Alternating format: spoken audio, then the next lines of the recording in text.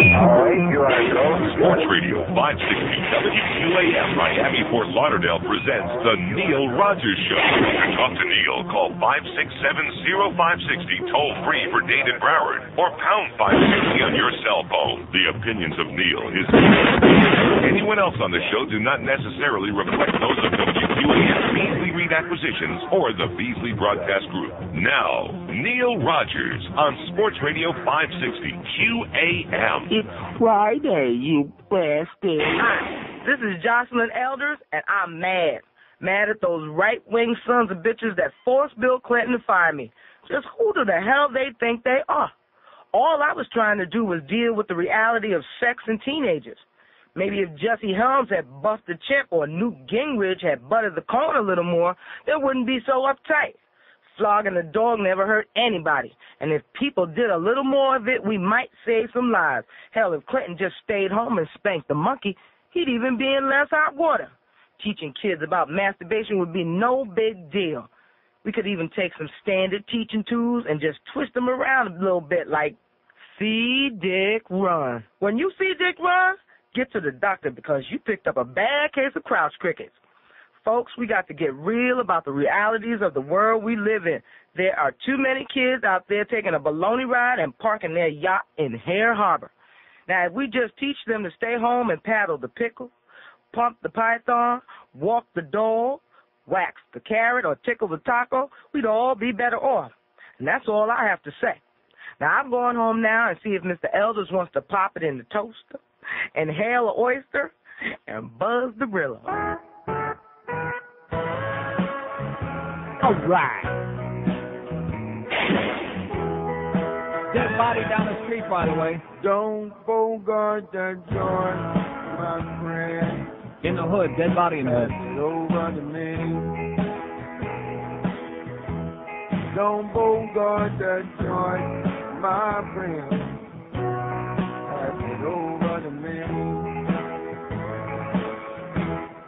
Roll another one, just like the other one. This seems to be about to quit, and I need another hit. Okay. Don't bogart that joint, my friend. No. Pass it all around. Don't bogart that joint, my friend. No. Just pass it on down.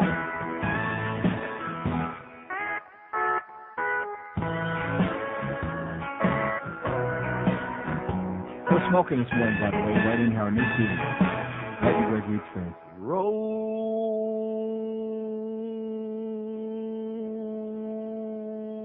another one. Oh!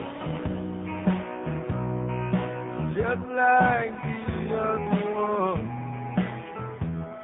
This one seems about spent, and I don't have another cent. Don't hold my dead joint, my friend. Just pass it on down. Don't bogart that joint, my friend. No. Just pass it around.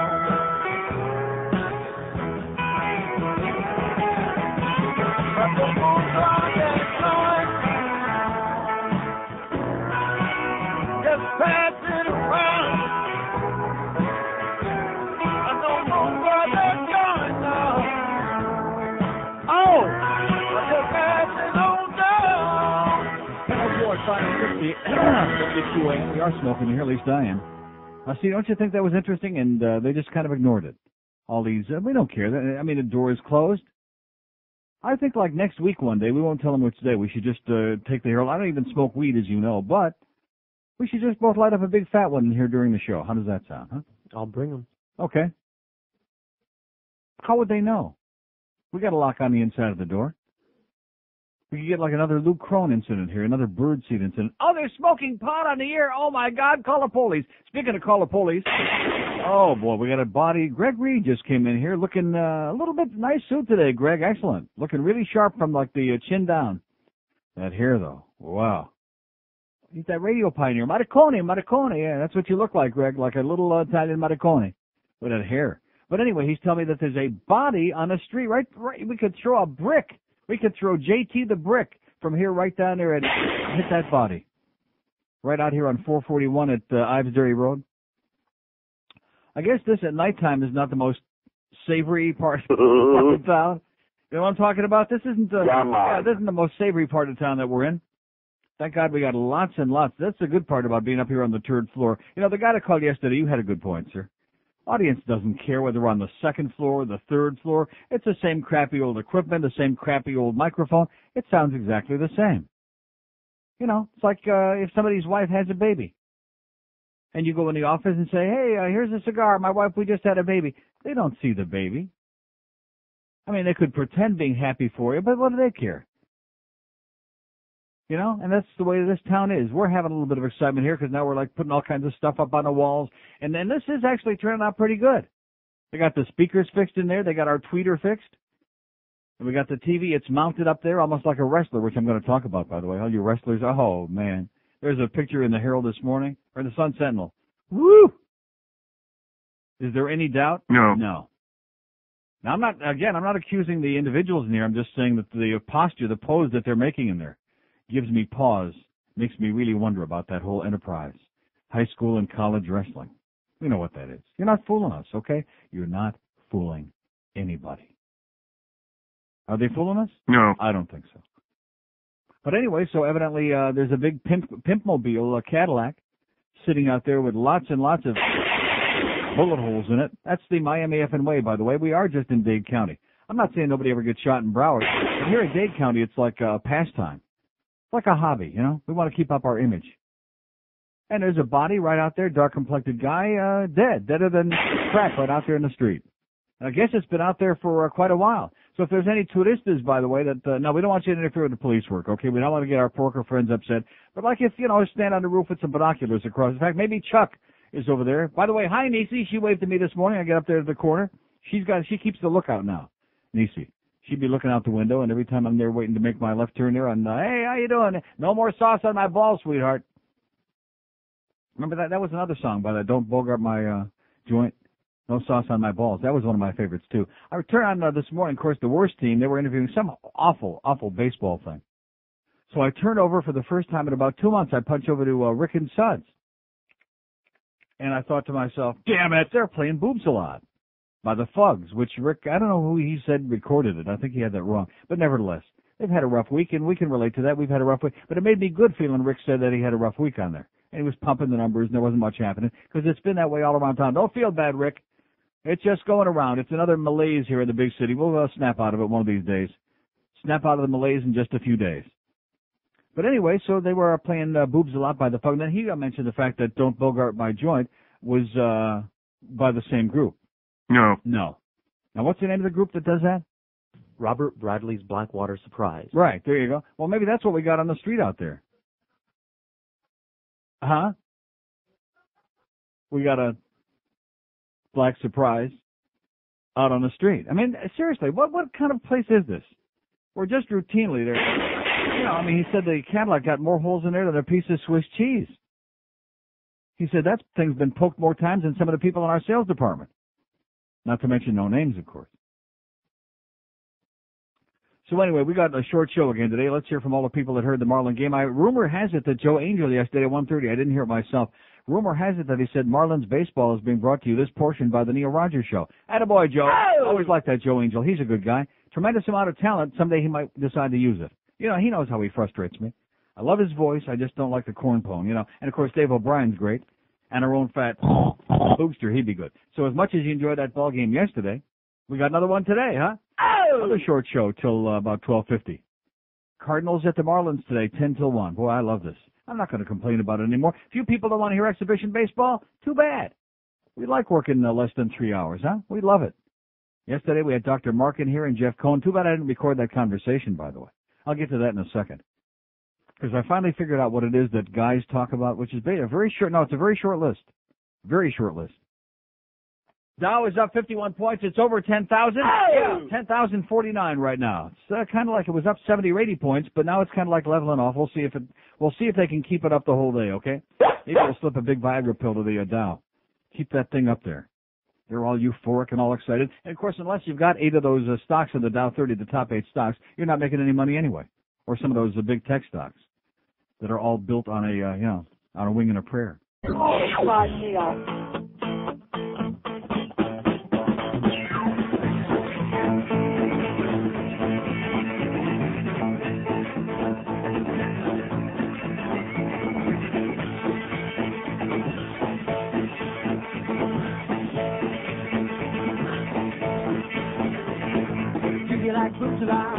No.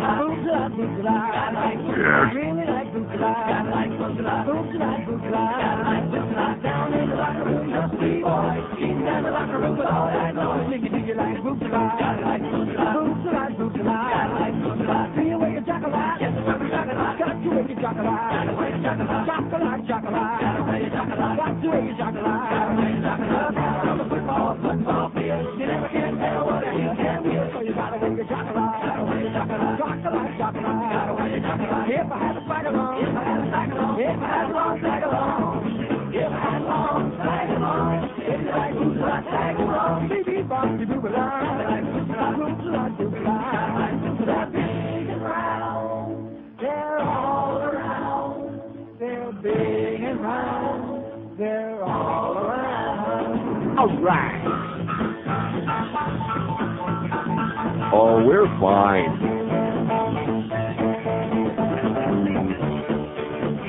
Roy!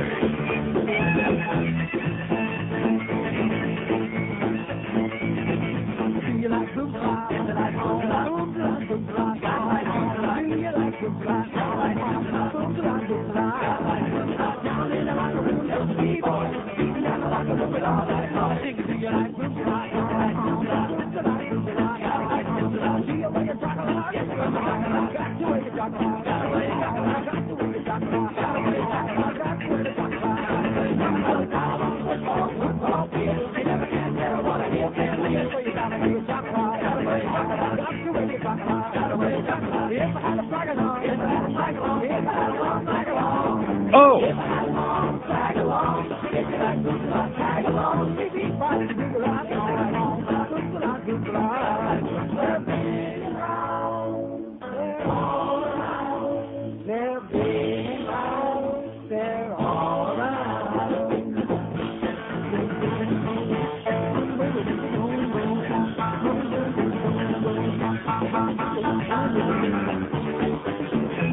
That's our full question today. How many people do you think can sound smoke dope on the job? Okay, listen, huh?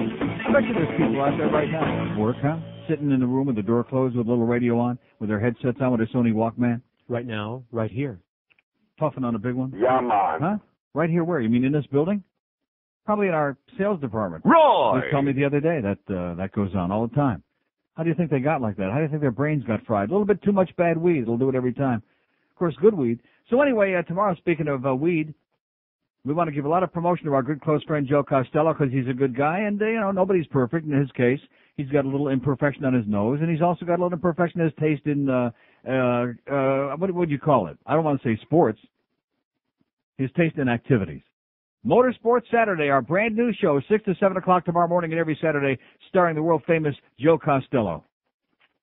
Just set the alarm clock. Get up, call him up. Tell him, pretend you're interested.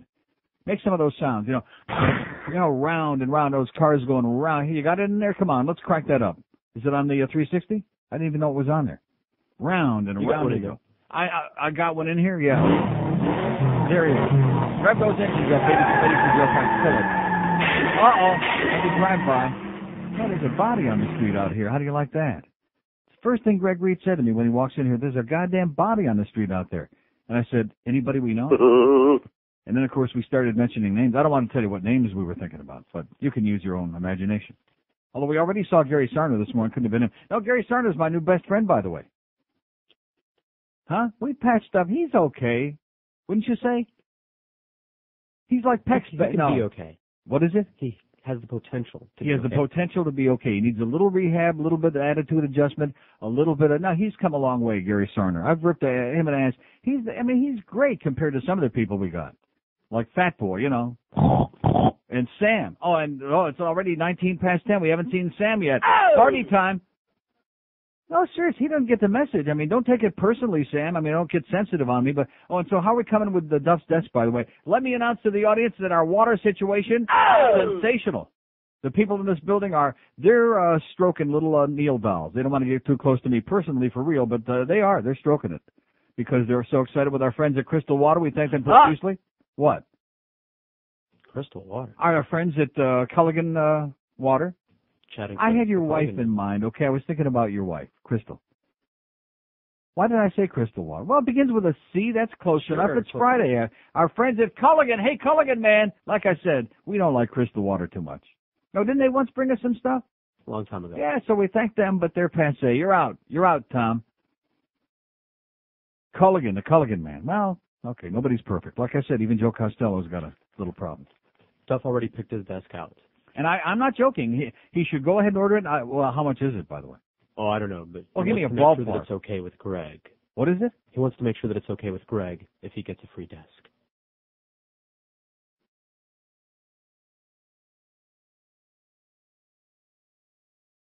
Before we order it, from our good friend Joe Rizzoli at Roth Office Supply. Does the word pussy come to mind? Yes. He wants to make sure it's okay with Greg. That would, you know what that's like? That would be like if I said to you right now, I'm going to go out and buy you a brand new 1999 Corvette loaded.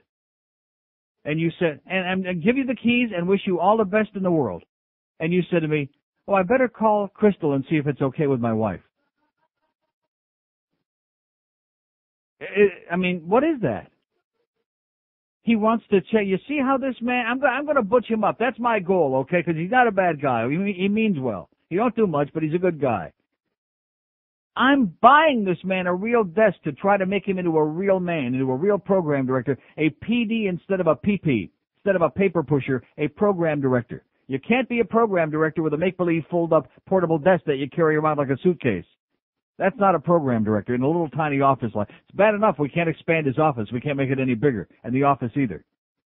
But at least it'll be fine with Greg, believe me. We're taking care of it. Just like the water. Was there any problem with the water? No. With our friends at Culligan? No problem at all. You let Greg worry about what's on that side of the building where we drew the line in the sand.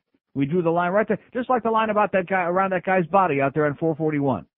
We took the yellow Crayola, we drew a line in the sand. Okay, you guys over here, this is your turf over here. We'll take care of all the stuff on this end, as we always have. And I noticed when Jeff brought the food in yesterday, people were coming in, partaking, which we enjoyed doing that. We like sharing. We like feeding the troops, the ones who are our friends, or put on an act that they are when the food comes in. Even, no, seriously, that's okay, like Mark Belmonte. No, he was my best personal friend, Mark, every time there was food. For a guy that weighed 80 pounds, he reminded me of Matty Bell, of a younger, smarmier Matty Bell, Mark Belmonte. Nobody could figure out what he did at IOD except eat free food. I've discovered, by the way, in my 14 months at QAM that they're just about as good eating free food here as they were at IOD. In fact, maybe even better. Because a lot of these people are so underpaid, they're starving over here. Some of the underlings. So speaking of, let me take a call or two, okay, because I know there aren't going to be too many again. Mobile in Pembroke Pines. Hello. Neil. Yes, sir. How you doing? Number one, go down 10,000. 10,033, but it's kind of lost about half of what I gained today. But it's hovering there, you know, like that makes a difference in my life. Yeah. The other thing is, I think there is a God. I saw a report on a newswire. God's got Louis Farrakhan on the ropes. Ew, God! I'm glad you reminded me of that. It's a strange thing, too. He had prostate cancer, and then they thought they had straightened out, and now he's got some mysterious disease. You know, the Lord works in mysterious ways. He's gravely ill. He is gravely ill. Oh, man. All right, Neil, have a good The weekend. death watch is on, baby. Here's the list. Milton Berle, Bob Hope, and old Louis Farrakhan. And one of those three is Jewish. Okay. Which will drop first. Okay, have a great day, pal. Yeah, I'm glad he reminded me of that. I forgot to clip that out. Well, I was so excited about this wrestling picture. If there's a straight person, guy, Now, I realized we had some others last week, was it? We were talking about this, and they made it up. And then, of course, we had that Queen call in yesterday, who only wishes he was wrestling with those guys. You know, he was a screamer. If there's a straight guy that ever wrestled in high school or college, call up and convince me, okay? I know you're probably saying, oh, well, you don't have to convince you. We know. Yeah, right. Yeah, we know, too. The whole world knows. All you have to do is look at this picture. So anyway, speaking of perverts, Dr. Mark, who was in here yesterday, you're a great guy, Dr. Mark, and thanks for coming up here and taking all that blood. Maybe I'll have the results on the fax machine here in a couple of hours. But he was in here with Jeff Cohen with Ponytail. And at that point, I sat here kind of like chuckling, listening to the two of them. And they have met before because I guess Mark's eaten at the pizza lot, but they don't know each other like well, to say the best. But it goes to prove that two guys who barely even know each other can get together, and the first thing that they start talking about is okay? Just like the president and Vernon Jordan. Remember on that 60 Minutes thing? They were talking about out there in the golf tournament. They don't care about whacking those balls around. They want some bimbo whacking their balls around. So don't be a pussy, Duff. Oh, I'm sorry. Because that's what they were talking about yesterday, Jeff Cohen and Dr. Mark. So there are three things that guys talk about. Number one, far and above anything else, is sex. I mean, not even a contest. That's what guys talk about. Straight guys talk about it. Fags talk about it. We all talk about sex because we're preoccupied with it unless you lie a lot. And what's wrong with that? Is there anything wrong with that? No. No. Oh, he should know. He's 85 years old. He's making babies, Larry. The second thing is money or business. You know, like at work you talk business, but it all comes back to money. And it ties in with number three, which is way down the list. I hate to break the news to the people here. Sports. You know, guys talk about sports, but a lot of that has to do with money also because a lot of it has to do with gambling, most of it illegal. So you've got your sex, your money, and sports, which also is kind of like an appendage to number two in many cases. See, that's the thing I've discovered. Late in life I found this out that I thought that a lot of these people were sports fans. And they were just gamblers. They have no loyalty, no allegiance. Their heart isn't like fluttering. Their heart is fluttering, but not because they want the team to win or lose, but because they want to cash their bet. Of course, we don't have any of that on this station. Thank God. Right, Ed? Don't have any of those, right, Hank? Oh, by the way, Hank's over at Crystal Palace again, punching his brains out. He'll be on after Marlins baseball. I understand he's going to redo the interview with Will Clark today, see if he can get it right. That's the rumor around the building. Hey, remember Will Clark, Hank? No. Come on. Will Clark, Giants, Texas Rangers. Will Clark, That was fun. That guy's always got that big grimace on his puss. Looks like he just, somebody farted bad in his face or asked him a dumb question on an interview. It's Friday, you bastard. Hi, this is Courtney with another golf tip to improve your game. Lesson number 1, driving. Most men think length is the most important element in the game, but a short stroke, well placed, can be even more satisfying. Focus on your ball. Stand back a comfortable distance, knees slightly bent. Grip your club. Feel the power in your shaft. Select your target. Make sure you're aiming for the right hole and let it go. Stroke through your target. Roll your hips and follow through. Repeat this as necessary, and if you want to get real good, hit a bucket. Till next time, keep them low and straight. This is a no-smoking building. You do know that, don't you, George? You better not light up another one of those, even though they're little tiny ones. 1032 at 560 WQM. So I'm getting it's great having a fax machine right behind me here. I love this, because now I'm getting from Dr. Mark. Very complicated. Good morning, yada, yada, yada. Did the other doctor follow up on your sugar, et cetera, and so on? And let's see, SED rate, a little bit high. Not abnormal, but it says inflammation, 11. Normal is 0 to 15, a little bit high. So like I'm fighting some kind of a little something. Well, that's news to me. I'm fighting a little bit of something for like 3 months. There you go. Oh! Told you. And I'm getting the rest of them are coming over right now. Okay, let's take a call while I look and see if I'm still alive on these blood test results. Here's Deerfield. Hello. Hey, Neil. Yes, sir. First time, long time. All right. How are you? Great. Hey, Neil, I want to comment on something that you have mentioned in the past, and that's about the names that some people name their kids. Jess? I was looking over a test that my daughter was taking in elementary school. You remember when we went to school, you'd see names like Susan, went to the store and bought 4 apples, and they use common names like that. Well, Susan now went to the store and bought 4 cucumbers, yeah. I'm getting names like Quenisha goes to the supermarket. Quenisha, Shania. Shania. I mean, all these really unique names. Do you think it's part of a process to brainwash our culture that these names are acceptable? Yes. And then the sports culture is the worst one of all. I've been saying that forever, and of course on this station nobody will ever agree with that. Like Keyshawn, that's the one. I mean, I realize there are a lot of other ridiculous names, but Keyshawn, because he's a well-known, he's a good player, and he's well-known, and it's just on the face of it, it's just so goddamn ridiculous. What that be, Keyshawn? Huh? Seriously? Have you ever met anybody in your life named Keyshawn? Keyshawn? Keyshawn. Well, what is that? Neil, these sports nerds, they come on here. If their name was spelled ZXQPZR, okay, like that basketball, if their name was spelled like that, they would be pronouncing it. They would say, oh, yeah, here's the Chaim Schmendrick. I don't get it. But, hey, to each its own, you know. Hey, Neil, I just got one thing to say. At least it spices up an otherwise very boring thing, all that sports stuff. Right. Neil, I got one thing to say to you about the football. Yeah. For your listeners. It's a gay club, you moron. Okay, I'm looking at my results here, Dr. Mark. Okay, anything real bad on here? Am I dying over here or what? High, bad, woo! Look at that.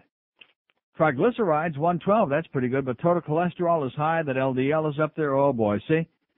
There you go right there. Total protein's a little high, I have no idea. See, I don't have any idea what any of these things mean. Glucose, and then he writes non-fasting. I was fasting, you bozo. You, Dr. Mark, Dr. Doolittle. 156. Not too good. Not too good. So I'm looking at all these results here, and it's just getting real agitated about this. I'm sure there's more to come on Monday, no doubt. Wow, all kinds of globulin, a little bit high, add serum protein, something or other on here. Yep, got to get on the program, baby. Got to cut the crap. This is the end of the road. It's the fat, cholesterol, 228. Wow, not good. So anyway, getting back to the Herald here, the Sun Sentinel. I don't know exactly what page this is. In the sports section today, under the page High Schools, and it's got wrestling column here. That's got a picture of a white guy and a dark guy here, young guys. They're wrestling with it. They're grappling with it. And it says, all-stars compete for fun. And it goes on to talk about this one did this and that one did that, and they didn't really care whether they won or lose. They just wanted to wrestle with each other. They just wanted to roll around on the mat and grab each other's parts. Now, this particular picture, the dark-complected guy is on top. I don't know if there's anything symbolic about that. And the Julio guy from Port St. Lucie is underneath. He's on the bottom. Now, is that pretty much generally the way it goes? Uh-huh. The dark guy gets on top, and the Julio gets on bottom? Uh-huh. Yeah. What do you got a smirk on your face for? By the way, thanks, Dr. Mark, but I have no idea what any of this. It says, please use my name. Yeah, Dr. Mark Laporte, especially if you're on the Atkins diet, by the way. He's the best over there on Miami Beach in the Gateway Healthcare on 71st Street. He is good. What other doctor would come and take your blood? And what other doctor would not only tell you how great and help you lose weight with the Atkins, but is also doing it himself? You're great, Mark, but I have no idea what any of this means. But please don't bore us with any more. That few minutes he was on yesterday, it was, how would you describe it? George said coma-inducing. He likes you, Mark, but he said it was ponderous. But anyway, so here's this picture, and the black guy who's on top has got his arm. This is one of the most amazing pictures. Now, maybe it's only me. Maybe I have a oversexed mind. You think that might possibly be it? Yes. That could be it. But, I see a guy that's got his arm right through the crotch of this other kid. Now, the other kid is just grabbing him around the leg at the moment. He's only got a hold of a leg. So I guess if somebody comes up to you and grabs you around the leg, maybe that's not all that bad. Huh? What would you think if, like, say, Roy came in there right now, got down on the floor and just grabbed you around the leg? Would you think there was anything unusual about it? As far as, like, two guys relating to each other? But the black guy has got his arm right through the Julio's crotch. It's in there. He's got him around the right leg, and his left arm, and look at the muscle on it. Oh, yeah, this Schwartz is a muscular schmo. He's got his arm buried in this guy's crotch. Now, again, it could be me. Maybe I've had some strange experiences in my life, many, thousands, but nevertheless, I have always believed that when any guy puts any part of his body on another guy's crotch, that generally there is some kind of sexual connotation involved. You know what I'm saying? I could be wrong. Maybe you'll have to straighten this out for me. What? Oh, there's somebody on there who wants to straighten it out? Hello? Mobile and Weston. Hey, how you doing, Neil? Okay, sir. Listen, I think your own sexual orientation is clouding the issue in terms of... That's probably it, yeah. You know, I mean, everyone who ever wrestled is gay? Oh, no, I didn't say that, no. Well, you but said... I said it's a gay club. It's a gay enterprise. Up, I mean, not everybody who ever was a diver or a figure skater was gay, but those are very heavily gay enterprises, aren't they? I don't know. You don't know? I don't... Well, no, I said I don't know. Figure skaters? What's that? Figure skaters? Aren't most of them gay? Lady golfers? Yeah, I mean, you get that impression from the media. I don't know a lot of them myself. But, you don't know them personally. We haven't seen them in action, right? I don't know a lot of professional golfers personally or figure skaters personally, so I wouldn't be able to tell you. Yeah. But that's the impression you get from the media. But when you say impression, I mean, when I see a guy that's got his arm on some other guy's crotch, I mean, right on his genital area there and is pushing as hard as he can, that to me generally indicates, I mean, there's some friction going on there and that, you know. Well, again, I think maybe you're looking at those pictures and getting a little bit excited. No, I'm not looking at this picture and getting excited. No, sir. Not getting believe me, no. I may be looking at... I don't know. I haven't seen the picture. Okay, well, go get the Sun Sentinel, take a look, okay, and then call me back. All right. Okay. I mean, I see Wally Zerbiak's picture. I get excited, which I'll get to that in a second, by the way. Even this guy, a guy that writes about Wally Zerbiak and the Miami Redskins, even he writes about how good this guy looks and he ought to be on Melrose Place. How do you like that? But he does have a girlfriend, and she's a knockout, too. Oh, God, thank God for that. We all feel better now. Thank the Lord. Friday, you bastards. The other night I watched a wrestling match with big smooth men with sweaty cracks. They would try to grab each other's ass, wearing nothing more than a tiny G-strap. Rectum. But when they rang the bell and the match was over, I couldn't help but notice I had a big boner. I wanna be a wrestler, and have a man's crotch wrapped around my mouth. I wanna be a wrestler, and feel his fist pushing inside and out. Though I admit it seems a little gay to stick my hand between another man's legs. But when I pull my hand away, I get to smell my fingers. You know that other than some time to train, you don't need to have much of a brain. As long as in the shower after you work out, you don't mind placing someone's balls in your mouth. They know that white meat can be messy and too smelly. That's why they like to rub that KY on their belly. Oh! I wanna be a wrestler, entertaining morons just like you. I wanna be a wrestler, and maybe run for governor too. As long as it attracts a crowd, I don't mind going down, rubbing pinkies in a zither lock with some clumsy queer. 1046 at 560 WQM. Maybe somebody can explain to me, somebody who knows something about medicine, because Dr. Mark, he ain't going to be calling in again today. He's a busy guy. Total protein, normal is 6 to 8.5. Mine is 9. Oh! High. What does that mean? Does that mean I'm eating too much protein? You think? George? Too much? It says total protein, serum protein, 9.0, which is high. Top normal end is 8.5. That'd be bad. God, I may not make it till 12:30, 12, whatever the hell it's going to be. I may have to bail out here in about 10 minutes and go smoke a stogie in the hallway. Yeah, so anyway, here's this article by Jack Curry of the New York Times about Miami of Ohio and their big Cinderella story, along with Gonzaga, or is it Gonzaga? Please don't tell me it's Gonzaga. Why are people pronouncing it like that? Like I'm coming back from the track last night, and Eddie the K, maybe he lost a tough bet or something, Oh, they pronounce it Gonzaga. Well, guess what? Nobody else does. I mean, Weber State, that's bad enough. But Gonzaga? What does he want again? He said it's Gonzaga. Gonzaga. He's starting to look like Sam. No, it's just a joke, though. It is Gonzaga, of course. Eddie Kaplan, what does he know? What's the odds on it being pronounced like that? Eddie will tell you what the odds are. Jack Curry writes in the New York Times about Wally's world. Zerbiak's hoop dreams unfold before the nation. This team is a Cinderella story, Zerbiak said. Why not? By the way, we got 2 NCAA games tonight after Hank. Where's that schedule? Oh, let's see. Hank 4 to 7:30 at Crystal Palace. 7:30, Michigan State. All right. Oh! In Oklahoma. And then Purdue and Temple. Purdue's going to Temple. Are they going to Temple? Boy! Anyway, it's a Cinderella story. Zerbiak has been called the best shooter Squirt. in America. He might also be the best feel-good story on the best feel-good school in the tournament. Boy, what I could do with the words in this story, huh? This Jack Curry, better check him out. See who he's wrestling with. He's the best feel-good story.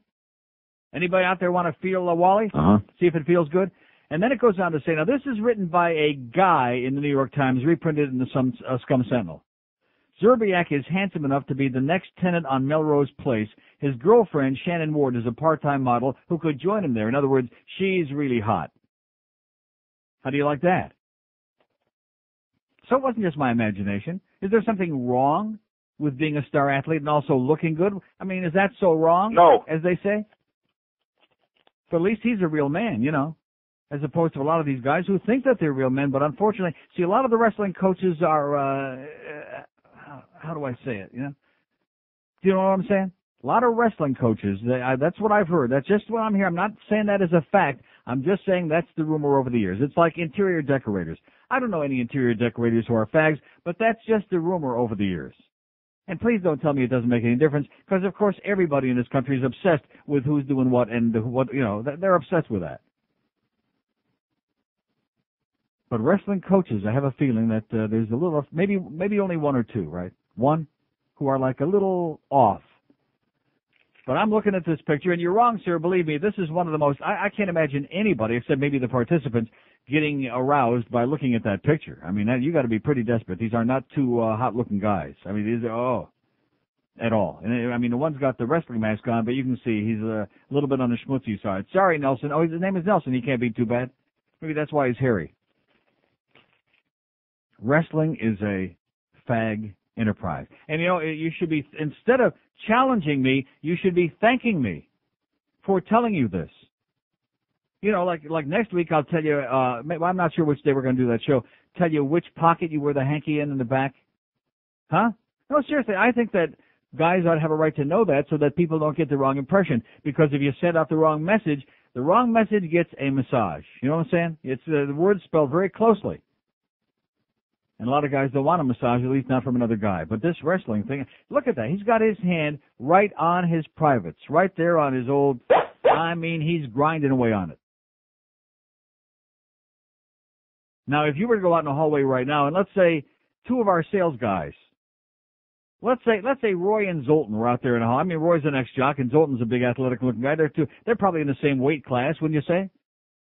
Well, Roy's a little bit on the chunkier side, but they're 2 big, heavy guys that could probably, handle each other pretty well. If they were out there in a hallway, in this position, now you're laughing, but I'm holding the picture up. George is looking at the picture, and if we had 2 of our salespeople out there, or let's say if Tommy and Carlos were out there in the hall, in this position. Which Carlos? I'm talking about guys that have the same color hair. Keep it color coordinated. The 2 guys, we only have 2 guys in the building with yellow hair. I mean, if they were out there on the floor and you would call the cops. I guarantee you. Wouldn't you? You'd call the police. And this is an American thing, by the way. This don't go on in the rest of the world. The Germans, once they pin you down, they don't let you back up. Here's a Lady Mobile in Fort Lauderdale. Hello. Hello, how you doing? Great. I just want to be your wrestling coach for your first match. Yeah. Yeah, against the Castronova. Yeah. What do you think? I wouldn't touch him with your hands. You don't want to get him in the crotch hole then? Maybe huh? Omelet. Omelet. Now that's a match there. Yeah, there you go. From what I hear, he's a pretty big boy. Is he? Yeah, I don't know if you can get him in the crotch hole and give him a body slam. I'd get my arm on it, I bet. Maybe up to my elbow. You would, but I wouldn't. Wouldn't you? I don't have any KY. Who would you like to pin down? Well, let's see. Male or female? Whichever one you... Oh, female, huh? You want to pin down some females? Well, I could pin down a female or two. Huh? Actually, I like the kickbox.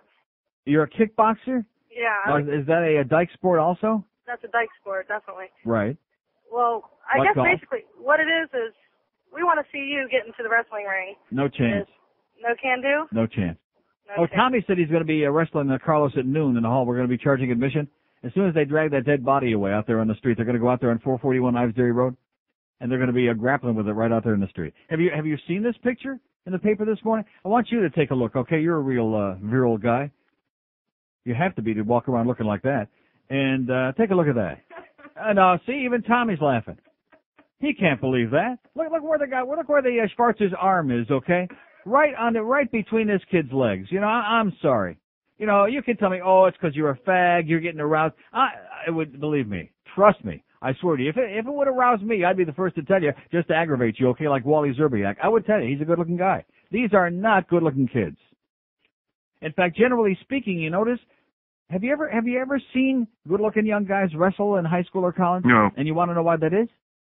This is one way the ugly guys get somebody else to touch them. Right. Leave it to me to come up with that.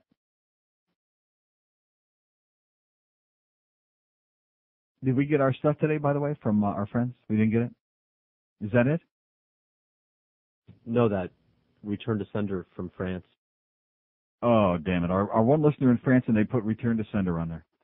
Maybe they scoped out the pipe bomb in there. Here's a lady in Aventura. Hello. Hi. Yes, ma'am. You know, the only wrestler I ever enjoyed watching was Andy Kaufman. But, of course, that was with women. You know, so I guess that, you know, maybe what you're saying is true. I wonder if they would have had, what was his name, Riggs? What was the tennis player, Bobby Riggs? Yeah. If they would have had him wrestle Billie Jean King instead of, play tennis with her? Oh, she would have beat the hell out of him. She would have just knocked the snot with her little finger, with her pinky. Yeah, there was no contest. That's right. Why there was never... No contendere. You know, about 5 days ago, you brought up that horrible Imus, that broken down old drunk on TV. Right. And I was watching him this morning, and I mean, he's so boring. What is he doing on the air? I have no idea. I guess it goes to show you when you pay your dues, and you've survived about 100 years like he has. Eventually, you get paid back for what you did years ago, because he sure ain't getting all that money and all that notoriety now for what he's doing now, because it's very sad. But who's his audience? He couldn't. How could he hold an audience? I have no idea, but it's another one of those image things. You know, it's the hype. It's the hype. He's the hottest, the most exciting, the most he's like Howard for old people, I guess. I don't know. But isn't he really like a closet right winger? And he's out of the closet. He's not closet at all. He's a real and he used to be just the opposite. But he's one of those people over the years who's evolved into a bitter old, hard bitten right wing asshole who loves John McCain. He never met a right winger he didn't like. But he's such an old drunk too. He looks like a broken down old drunk. Yeah, and he's another one, by the way, that just had a baby, which he's either always talking about the baby or his brother Fred's on the phone from the ranch, and they're talking about that ranch for the kids. Which, you know, it's a nice thing they're trying to do out there, but it's really ponderous. I'd rather hear my blood test results for an hour than watch Imus talk about the ranch. I know, it's like Jerry Lewis with the telethon. I mean, enough already. Right. Another one. You said Bill Cullen the other day. Yeah. I think he had polio. He didn't have he had polio. But he had a wooden leg. And polio on top of it? Oh, maybe that's why he had a wooden leg. Well, I guarantee you he had a wooden leg. Okay. In fact, if you ever watch, I don't know if I don't know if it's on the small dish, but if you ever see the satellite dish, whether it's the Game Show Network and the old shows, you'll notice that any show he was on, they never showed him moving. Like on the Pyramid, you know how they would, like when Dick Clark does the Pyramid, you'd see him walking with the contestants, and they'd go into the circle there to do the big thing at the end. You'd never see that part on camera because Bill Cullen would never walk on camera because he had a wooden leg. He used to hobble. Yeah, I think you're right. But you know who was the best talk show host in those days was Gary Moore. Too wholesome? Nah, Everybody Gary Moore was another one. He was like he was like Dave Garroway. You know, he was popular only because he was one of the first ones to do it, but he was pretty boring. Him and Durwood Kirby. Well, listen, sweetheart, have a great day. Okay, bye. Bye. 567-0560, pound 560 on the Mobile One line. So they're done with a wrestling match out there? Carlos didn't look too happy about it, by the way. It puts the lotion in the basket. Jason's back, and this time he's lining up a defense. Gee, Doc, I've never been to a psychiatrist before. What's troubling you, Jason? Oh, it's this whole Jeffrey Dahmer thing. I always figured if I got caught, I could claim I was crazy. But now I'm not so sure. The man in the hockey mask is back. Friday the 13th, Part 18. Jason covers his ass. Now, here's a guy hacks up 15 people. I mean, sloppy work, no technique whatsoever, and they find him sane. Mm-hmm. And this worries you. Well, sure, but I figure if I can get someone to certify I'm crazy now, I'll be covered. Do you think you're crazy, Jason? Well, hacking teenagers to death isn't crazy. I don't know what is. I have teenagers myself. They can be difficult to deal with. Okay, how about this? I don't know right from wrong. Look, I just stabbed you in the hand with your pen. Could be right, could be wrong. I don't know. What are you, nuts? That's my point. Sign here. What's this? Just a note saying that I'm insane. You know, in case I get pulled over or something. Friday the 13th, Part 18. Jason covers his ass.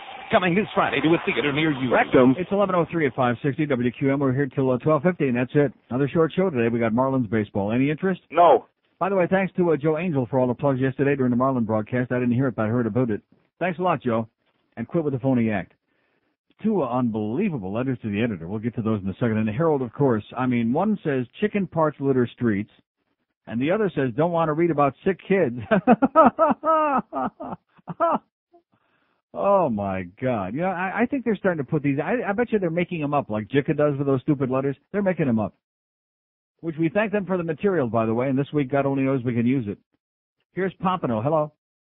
Hey, Neil, how are you? Okay, sir. Good. First timer. All right. Calling about something I haven't heard you talk about. In the Outlook section of the Sunday Scum Sentinel, Yes? there is a couple of articles about God pods. You heard God about them? pods? God pods. What they be? God! Pods? Exactly. According to the paper, in prisons, like in the Palm Beach County Stockade is what they're talking about, Mm-hmm. it is a segregated Christian-based living quarters where inmates swallow a heavy daily dose of biblical teaching. They swallow it? That's what it says. Oh, that's not a good idea in there. Don't bend over. Yeah. And they have to agree in ink not to cuss or fight or be disrespectful. And our new governor, whatever you call him, Booch? the Bushmaster, last March, according to the paper, he wants to spend $1 million to study the concept for the state prisons. Oh, yeah. And then we'll go into the condos and we'll convert everybody into condos. Sure, that's part of the Booch way, man. But yeah, it's front page of the Outlook section of last week's Outlook, and then a full page inside. Yeah, well, I did see that, but I went right by it because as soon as I see that word God in big letters in the newspaper, I recoil like Dracula now. I heard that. When he looks in the mirror, or the Wolfbane, or the whatever. Or garlic, or whatever. Exactly. But anyway, they want to spend our money. They want to spend our money setting up segregated. If we segregated anything else, they would call it criminal, but now we want to segregate the Christians for their own good and to keep us all holy. Excellent. And maybe if they threw a few lions in there, it might help out, too. Excellent. Good thinking, Governor Booch. 5670560, pound 5. Now, you notice we had a couple of ladies talk about this, including one dyke. But we've had no guys talking about the wrestling thing. And I don't know, we touched on it lightly last week. But after seeing this picture today, I mean, you know, if you remain silent, you're obviously out by your silence. So if people know that you're on your high school or college wrestling team, we know. That's all that needs to be said. We know. Here's a guy that doesn't know, by the way. His name is Dave Hyde. You know, Dave, you just continue to astonish and astonish. I will give you credit for one thing, though, boy. Here's a guy that takes up this enormous number of words with his column in the Scum Sentinel. I mean, you know, got to fill up a column, write something, words. Henry's no diplomat about Cuba trip, about John Henry, and about this whole... See, let me just ease your mind a little bit. Those people who really believe there's a big song and a dance about the Orioles playing in Cuba. The game 2 days ago, they had a couple hundred crazy Cubans outside Fort Lauderdale Stadium. Yesterday, the paper said they had about 100. Now, if Castro farts and it's the wrong flavor, right away it's a communist plot. You can get 500 people to gather out in Domino Park or somewhere in Little Havana screaming and yelling about that. Comunista, comunista, you know, about he cut the communist cheese, something like that. So the fact that there were 100 or 200 people out there, this is much ado about nothing. It is not an issue of any significance whatsoever. It's a ball game. It's not the Pope going to Cuba to suck around with the bearded one. It's a stupid ball game. But Dave Hyde here writes a whole column here about how, well, he thinks one thing and John Henry thinks something else, and they ought to be more sensitive because it is South Florida. I don't care where we are, okay, Dave? It's still not a big deal. It's not any deal. It's not even a small deal. And the idea that we're supposed to be very concerned about this because we have a hysterical bunch of banana boat people in our midst who refuse to grow up and come into the 20th century and get with the American effing way, well, that's their problem, okay? I'm not going to make it mine. What a waste of space. Nice job there, Dave. You said absolutely nothing. Read your column back to yourself, Dave, because I know you listen to the show religiously every day. Read it back to yourself. Did you say anything? No. Nothing. Zero. Here's a mobile in Port St. Lucie. Hello? Hello? Yes, sir. Wait, Neil. Yes. Yeah, talk about a waste of space. Port St. Lucie is one for yes. sure. In fact, one of the wrestlers in his picture on here, this young guy is from Port St. Lucie. Really? Yes. Listen, I've never called before, but I got an all-time classic name for you. A Julio from Port St. Lucie, yes? No, I'm not a Julio. No, the guy, the wrestling kid, not you. This, I was in the mall about 4 years ago, and there was a little black boy walking around the aisle about 4 years old. His mama called out, "Cheetah, where you is?" Yeah. Cheetah. Cheetah? Cheetah. Yeah, like Cheetah. Remember the old Tarzan movies? Cheetah was the chimpanzee's name. Okay. Stay in Port St. Lucie, pal. Too much monkeying around up there with your cousins. 5670560 and pound 560. I think he was full of cheetah myself. And pound 560 on the AT&T wireless line. We heard from any wrestlers yet? No. Joe Costello agrees, by the way. You weren't in the wrestling team in school, were you? Oh, no way. Says you're not getting me down on the floor there with Tommy and Carlos. Don't you think that would be interesting? We could have them like on one end of the hall down here, and then Roy and Zoltan, I think, would be excellent. That'd be a good match, huh? Because Zoltan's a lot taller. I mean, Zoltan's a big, muscular guy, but Roy's got the poundage. You know, he's a big guy. I think he might wind up on top. We could charge admission for that. It's something exciting going on in this place. It's pretty boring here this past week. You guys are right. It's pretty boring. We need to spice it up a little bit.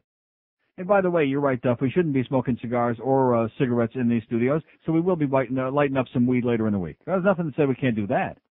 No, it just says no smoking cigars or cigarettes. Yeah, man. Right. But a good spliff, man, what's wrong with that? I mean, every day I bring in my newspaper, so if I have it rolled up kind of funny, what'd be the problem with that? That was embarrassing when he came in here about that, you know? Lighten up a little, Duff. I'm buying you a desk, and he comes in here about the fact I got a little tiny Garcia. I don't even have a good cigar from Nick's lit up. I wouldn't do that, because that would, like, penetrate all the walls in here, and they'd get psychotic. But Duff is really... Now that he's getting a desk seat, now that was a bad thing I did. Now he's starting to play the act. Now he's going to be the PD. Anybody buying it? It's Friday, you bastard.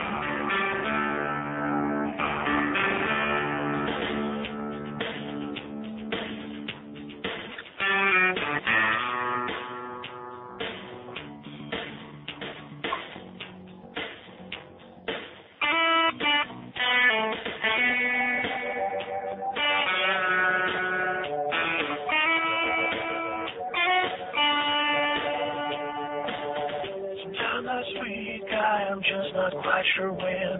That's when I think the little guys moved in. Well, they made their home up there, invited all their friends.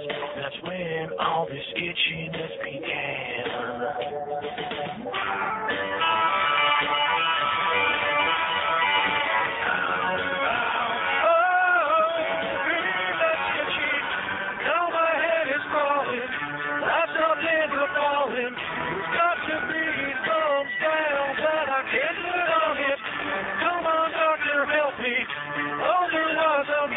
I could just cry. I've got in life. All right.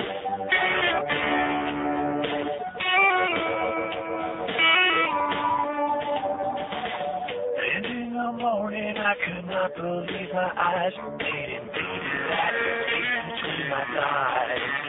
Now there's got to be a way to get these tears off of me. When I scratch, then I start to bleed.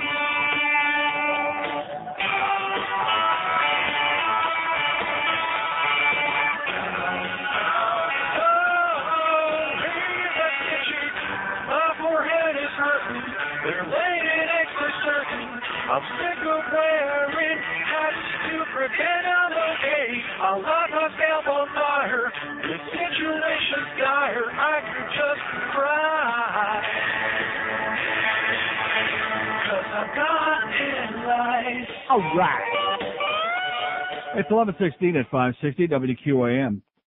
These blood test results, by the way, are devastating, which is good. I'm glad, because when they come back and they're like real, vanilla, real normal and boring, and then you get a false sense of confidence. But when they're a little bit on the alarming side like this, you say, Oy! yeah, better cut the crap, man. And no more sauce on my balls, Niecy, goddammit. So Joe Costello was just telling me that, I don't want to mention which school, he said, high school, it's commonly known that 90% of the kids on the high school wrestling team, they're all fags. See, it's the unsuspecting other ones. I mean, fine, that's great that everybody's bonding together, that's good. Huh?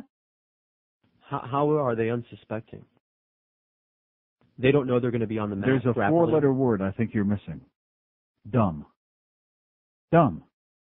When they hear the grunting and groaning, and when they feel that pelvic thrust close up to their rectum, they don't get it. They don't understand it.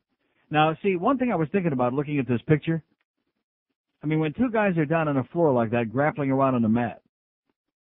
Now, of course, it can happen during sex, too, and obviously it does happen, but usually in sex, the expected benefits outweigh the risk, It does happen during people's sexual encounters, and of course it's embarrassing and not particularly enjoyable, unless you're into that. But nevertheless, it happens. But you can imagine two big, porky guys rolling around on the mat, like Fat Boy and Josh Friedman. That would be good. Let's set that one up for like Monday at noon.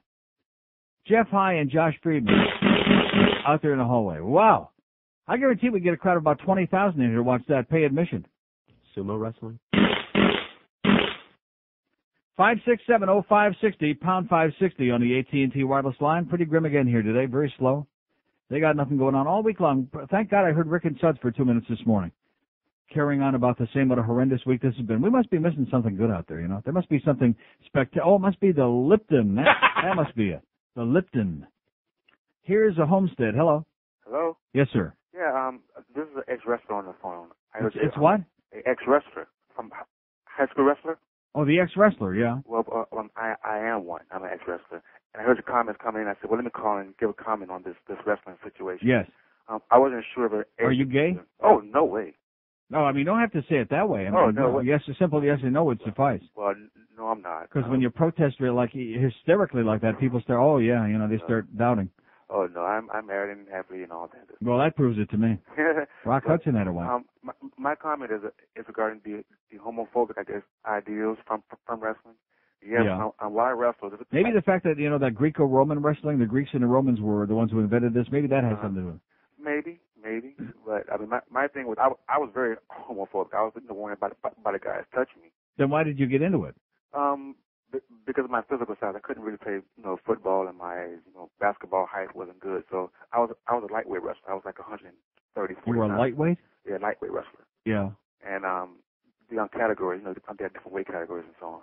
Right. And my thing was, I was a lightweight, and I liked it, and I enjoyed it, but when a guy gets on you, because there's a down position and a standing position, and I definitely felt uncomfortable when other guys were on top of you. Yeah, basically, yeah. And they have to put their hands over in your stomach area, and I'm like, oh man. Now, how about when they put their hand in between your legs? Well, I try to avoid that as much as possible. But I mean, I got the picture. I got the evidence right here. I got a picture of it right in my hand. Some guys cheat. They would, be sticking high from the ref and actually So in other words, you're not supposed to put your arm between the other guy's legs. How do you pin him if you don't get your arm between his legs and spin him around and throw his ass down on the ground? But there are certain moves in which the guy. You can't pick him up by the ankles, You can actually. You can. But there are certain moves in which you are in the crotch area. But I'm sure. I'm sure there are. I've heard of a few of those. Yeah.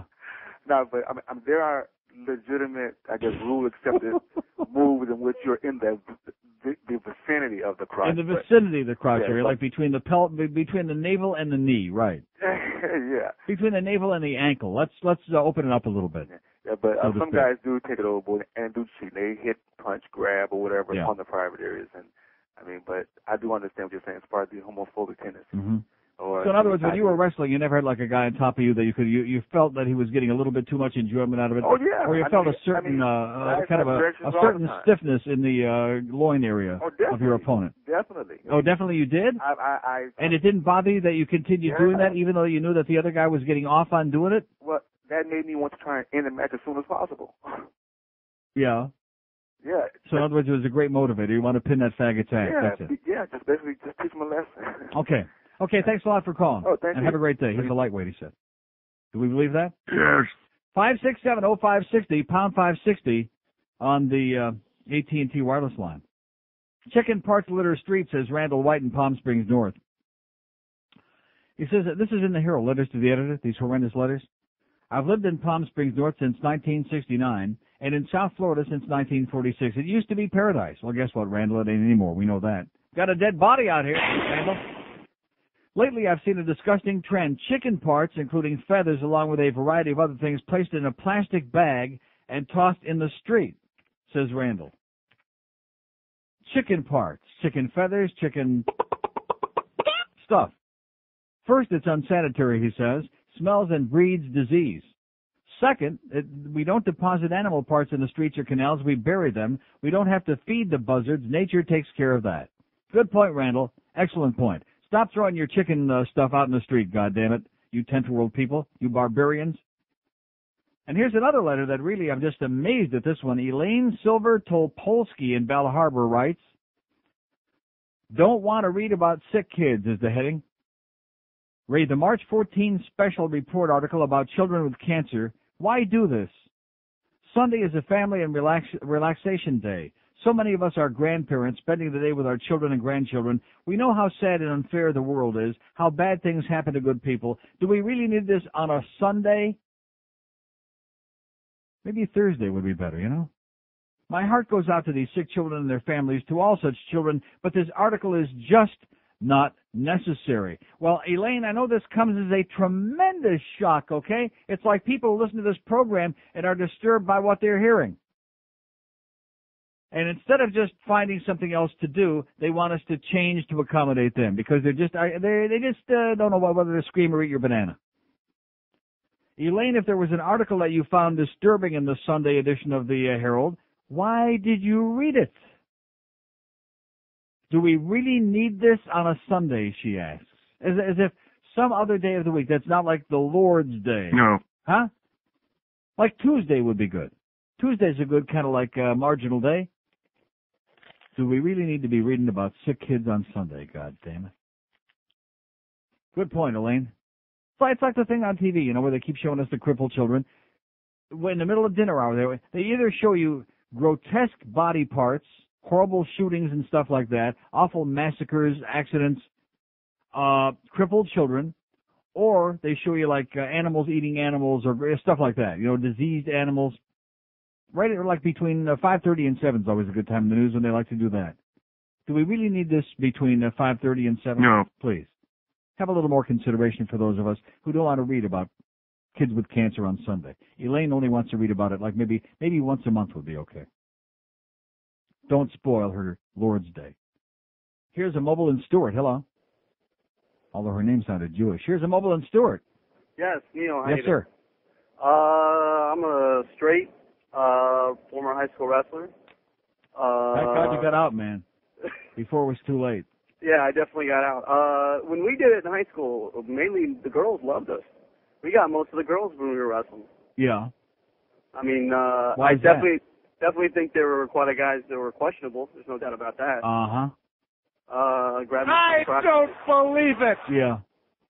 You know, but you know. But let me ask you this seriously, because there's such a tremendous degree of homophobia to begin with in this country in the first place.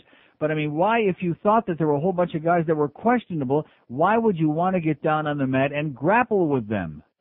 Well, I mean, are you just easy? Is that it? You just, if somebody wants to feel you up, you just have no problem with that? no, I mean, you know, you're doing it for the sport of it. I mean, you're out there man-on-man wrestling. But mano a mano, yeah. Yeah, you know, I'm not a homophobe or anything. You know, if someone wants to do Yeah, it, sure. that's their friendly lifestyle. guy, right? You know, that's their lifestyle. I don't have any problem with So anybody. if they were having a good time rubbing up against your body, that was okay. You know, and that was just sweat there. It was Squirt. just a lot of sweat. Well, you gotta weigh it. You know, you just hopefully the guy you're wrestling's not that way. You know, even if he is, I mean, he is. You're out there trying to beat him. That's what it's all about. Mm-hmm. You know. And you just hope for the best. Just hope for the best. Good attitude, pal. You got it, buddy. Have a great day, okay? No, I like that. I like that attitude. Just give it a fling and hope for the best. Right? Squirt, squirt. That's what I always say. And then they run. 5670560 and pound 560 on the AT&T. I mean, are we buying any of this? No. Of course not. Please do yourself a favor, even if you hate the Sun Sentinel like poison. Even if you live in Dade County, go up to the county line and pick up a copy and open up the sports section today. High schools, all-stars compete for fun. And I'm sure that these two guys are very virile and masculine. They look butch, so I'm convinced that they are. But I'm just wondering if they realize they're in an enterprise that is almost universally viewed by anyone who really stops and thinks about it as an extremely fey enterprise. I almost said sport. Some of us may not be getting enough. That's all for Neil today. The Marlins have to play. I'm sure Neil doesn't mind going home. Now 2 or 3 sport holes and hear a team that blows. As the rest of us with wives turn off the radio. It's Marlins baseball. It's boring and it's Marlins baseball. It's such a goddamn pity, designed for those who don't like to think and get excited from recalking the sink. It's Marlins baseball. No one gives a Forget the entertainment. The Marlins want their payment. Contractual agreements must be met. Despite the rating dip, they have to pay the bid and hope they find an audience whose brains are dead. It's Marlins baseball. It's time to make a stand with Marlins baseball. I'd rather hear Jim Bennett exciting as the sound of drying paint. Designed for those with trouble getting laid. It's Marlins baseball. For lifeless asshole schmucks. One spot open in the rotation. Pitch bunted at and missed. Marlins baseball. Oh! No one gives a Pitch bunted. Little trick off the third baseline. A very good one. Picked up by the third It's baseman. closer than you think. An hour and 20 minutes away. They're about 12:50 today. We got the Marlins and the St. Louis Cardinals. Any interest in that? No. Any interest at all? No. Anybody going to be listening? No. Anybody want to find out the score? No. Anybody? No. So anyway, what did I tell you about this school bus driver yesterday? It should have been on the front page, and all of a sudden it was. They were all over. They were on this like stink on Wayne on the evening news last night, all the local channels. What did I tell you? Cesar Gonzalez Rubio. Driving to school because, well, first of all, it's one of those private school bus deals, which I don't understand what that's all about. Why do they do that? How do they maintain control over that whole operation? It's cheap. Right, exactly. It's only your kids. They don't give a crap. So why should you be worried about stuff like that? Like some, guy who's already been convicted. Want a lollipop, little boy? Yeah, and boys and girls. At least he spread it around. The candy man. He had been charged in June, just last June, with lewd and lascivious acts on an 11-year-old. They negotiated a guilty plea to simple battery, a misdemeanor that isn't a sex charge. So as a result of that, then it made it kosher. It was okay for him to drive the school bus with all those little kids on it. And then they had some guy on there whose little girl goes to that school. They had him on the news this morning, and he'd be saying, "Oh, I don't believe it. He's such a good man. I just don't believe it." And this was on the heels of 13 other kids coming forward last night saying, "Oh, yeah, he done it to me, too." The candy man. Told you about that yesterday, but you folks out there, of course, most of your folks aren't going to those schools anyway, so are you worried about it? No. Okay. Here's Carroll City. Hello. Good morning, Neil. Yes, sir. I had a couple of things. One is about the director Kazan. About what? The director Elia Kazan. Elia Kazan? Kazan. Watch this. Or some say Elia. Elia Kazan, yeah. But I was just wondering, what's the big deal about him getting a Lifetime Achievement Oscar? What is the big deal? Well, is that a rhetorical question? You must have read the articles about it. The fact that this was one of the guys who turned on all his friends. Well, he only named names. Who had all these other people got blackballed during the McCarthy witch hunt in the early 50s. But they got blackballed by the studios. Who's protesting about the studios? Anybody? They got blackballed because he was one of the people that named names. But he named names that they already knew. They So, already had the names that he knew. So what difference does that make? But the Lifetime He just Achievement reinforced Award it. is about He helped to deprive talented people of their jobs. As far as I'm concerned, they ought to give him the big finger award. Oh, well, I'm just. They ought to stick their finger in his rectum and say, "That's for you, Elia," or Elia, however you're pronouncing it this week. I have no idea, but And by the way, one of the people that's supporting him in this is Charlton Heston, by the way. Well, see, that's the only problem I have. Yeah. He's psychotic. But anyway, the one I'm really concerned about is this thing about we need more nuclear weapons to guard ourselves against China. Are they really making us believe that China's going to do something to us? No. I mean, it's unbelievable how since the Russians, now the Soviet Union's disbanded, now we need another enemy. Exactly. Now Well, the Chinese. how the hell can you keep government going unless you got a good enemy? I mean, I don't understand. How can we keep Metro-Dade government going if Castro ever got out of power? We don't need any more nuclear weapons. Right. What is this crap? I mean, why don't we spend all our money, the surplus? Oh, we need more weapons because now Chinese. Well, maybe Elia Kazan will cozy up to the Chinese and then he can straighten it all out. We don't have to build those weapons. By the way, the Dow is just hovering. Maybe it'll stay, maybe it won't. Don't look too promising. All that euphoria this morning. It's 10,013.5 points. Not that it makes any difference at all. Just a number. I realize it's psychological, but obviously the psychological impact it's having as of the moment isn't all that one way or the other, you know. It's something for them to scream about up there, something to get all excited and jump up and down like Rumpelstiltskin and throw the confetti. And now this is the third. They did it just before the end yesterday, and then in the closing 5 minutes there after the bell rings and they get the closing trade, then it came down like 2.5 points under. Does it really make any difference? No. No. But it's something for them to talk about. Here's North Miami. Hello. Hey, Neil, how's it going? Okay, sir. Hey, I'm a former high school wrestler there. Oh, my God. Oh. Now I'm Well, good. Glad you got out, man. No. It's always been straight. Yeah. Yeah, no, but Yeah, but you never know. You hang around in there too long and they grab you just by the right part. Well, actually, that happened to me once. I was about ready to get up and kick the guy's ass. Really? Yeah, but. Well, what did he do? He grabbed my nuts. He grabbed your nuts. Yeah, but And did you tell me to leave my chocolate salty balls alone? No, I proceeded to kick his ass. All right. There you go. But You know, it never dawned on me, but this is interesting because this is always a good excuse. Some little faggy guy that's trying to grab your nuts like that, I mean, you can legitimately, kick his ass and nobody's going to start screaming, oh, gee, it's a hate crime or something. Oh yeah. There you go. But no, I mean, as far as the pill. Or if you wanted to kick your ass, nobody'd say, oh, my God, it's, like a racial thing. Well, hey, it happens, Right. But as far as the appeal of it, I mean, like you say, it's mono a mono, and when you're out there, it's like when guy has his thing on next to you, you're not thinking, oh my God. What do you mean next to you? He has his thing on you, man, right up against you. He's rubbing it. Yeah, well, you're not thinking, oh my God, this guy has his thing on me. It's like, let me get up and try to get away from this guy. You can't feel it. You can't feel it. Huh? You can't feel it.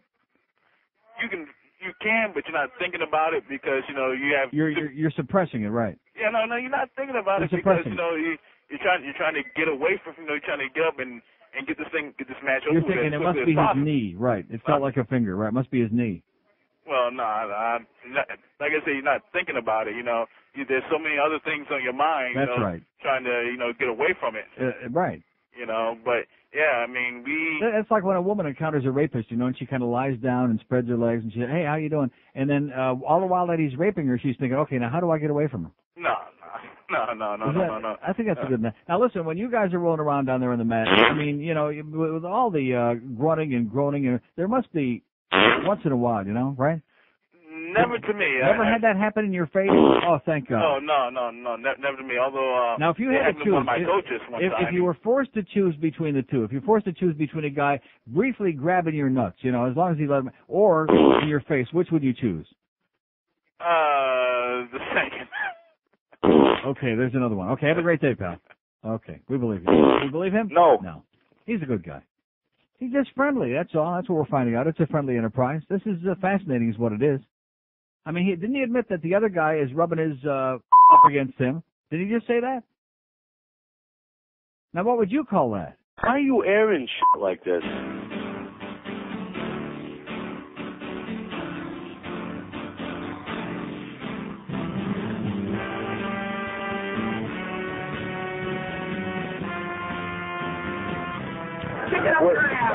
Y2K, Windows die, and all computers go offline.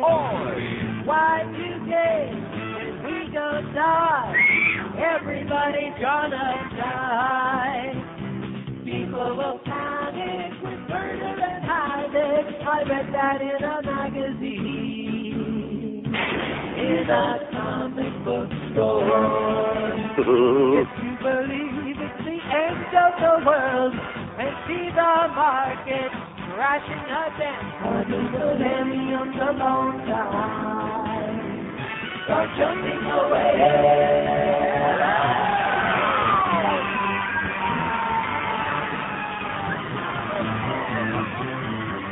It's 11:45 at 560 WQM. Police gunplay led to honor student's death. You know, you read these stories and you wonder just how many stupid people, of course I do the show every day so I know the answer, a tremendous number, but how many dumb people can there be on the loose out there? A Miami high school honor student was shot in the neck and killed Thursday by a friend in a Little Havana apartment. Elizabeth Caceres, 14, and a girlfriend were visiting 17-year-old Yancy Cardoso at his parents' apartment when Cardoso began showing off a gun, put a bullet in the chamber, pointed it at Caceres, and squeezed the trigger, Miami police said. Now here comes the best part of this story. He said he didn't expect the gun to go off, police spokesman Lieutenant Bill Schwartz said. When you put bullets in a gun, you point it at somebody and squeeze the trigger, what do you expect is going to happen? Huh? What do you think is going to happen? Well, they might do that, yeah. I mean, he said he didn't expect the gun to go off. The girls told him to put away, they didn't like it, and the gun too, Schwartz said, but he put the bullet in, pointed at Liz, pulled the trigger, and killed her. He didn't expect it to go off. Remember that old song, I didn't know the gun was loaded? Remember that? Well, he put the bullet in there. Sex video of top Russian prosecutor aired. See, the Russians are not only catching up to us, they're passing us. Those Stone Age old fossils, they got a better sense of humor than we got. At least they're politicians anyway. They got a dead man for, leading the country for president. In Russia's latest scandal, a brief video apparently showing Prosecutor General Yuri Skuratov having sex with two prostitutes aired on state television Thursday. In other words, they're not just talking about it on television. They're not just interviewing the people and showing the video. They were showing him having sex with two prostitutes on TV, Russian TV. After President Boris Yeltsin ordered lawmakers to fire Skuratov and they refused, the broadcast was presumably aimed at forcing the prosecutor to bend to Yeltsin's order and leave office, but support for Skuratov seems to be growing. Poor Boris, baby. He can't win for losing. There's a dead man in a suit, just like I'm. It's a dead man in a suit. Here's Fort Lauderdale. Hello. Yeah, Neil? Yes, sir. Yeah, I'm an ex-professional wrestler, and I got it, I wrestled under the name The Grappler years ago when Gordon Soy was announced. You were grappling with it, yeah. But I got to tell you, in order to get like a main event in that industry, you had to convert over. And that's how the WWF got started, because some of the guys wouldn't do it, and then they started their own federation there. Yeah. But it wasn't so bad because the steroid use. You had to convert to Judaism? Well, it wasn't so bad because of the steroid use. These guys weren't that big. I mean, they weren't, nothing to be afraid of. Mm-hmm. But it's the minorities are the straight guys, so it's infested. Believe me. Well, why do they? That's what I'm trying to ask. That's my question. I mean, well, the promoters actually institute. In other words, if you want to get a main event and wrestle for the big money, it's inevitable. You have to sleep around and snoop around. Really? And any wrestler will tell you, oh, sure. Otherwise, you get like the preliminary bouts. You only make a few $100. And right. You compare that to like the main event, you can make like upwards of $5,000 a night. And then before you know it, you're the senator or the governor of Minnesota. Right. So anybody that denies that, they're lying to you. They're full of it. Okay, that's a lot, professional. All right. See you on the mat. Okay, there you go. There's the image from a guy that's a professional. Look it up in the book. He knows what it's all about. I'm trying to give some helpful advice, okay, to a lot of you very naive young people who get sucked in, so to speak, to these enterprises. Just a word of caution, okay? I mean, if you want to go ahead, you're having a good time and you're enjoying it. Maybe there's a message in there somewhere. You never know. Maybe you're learning something about yourself.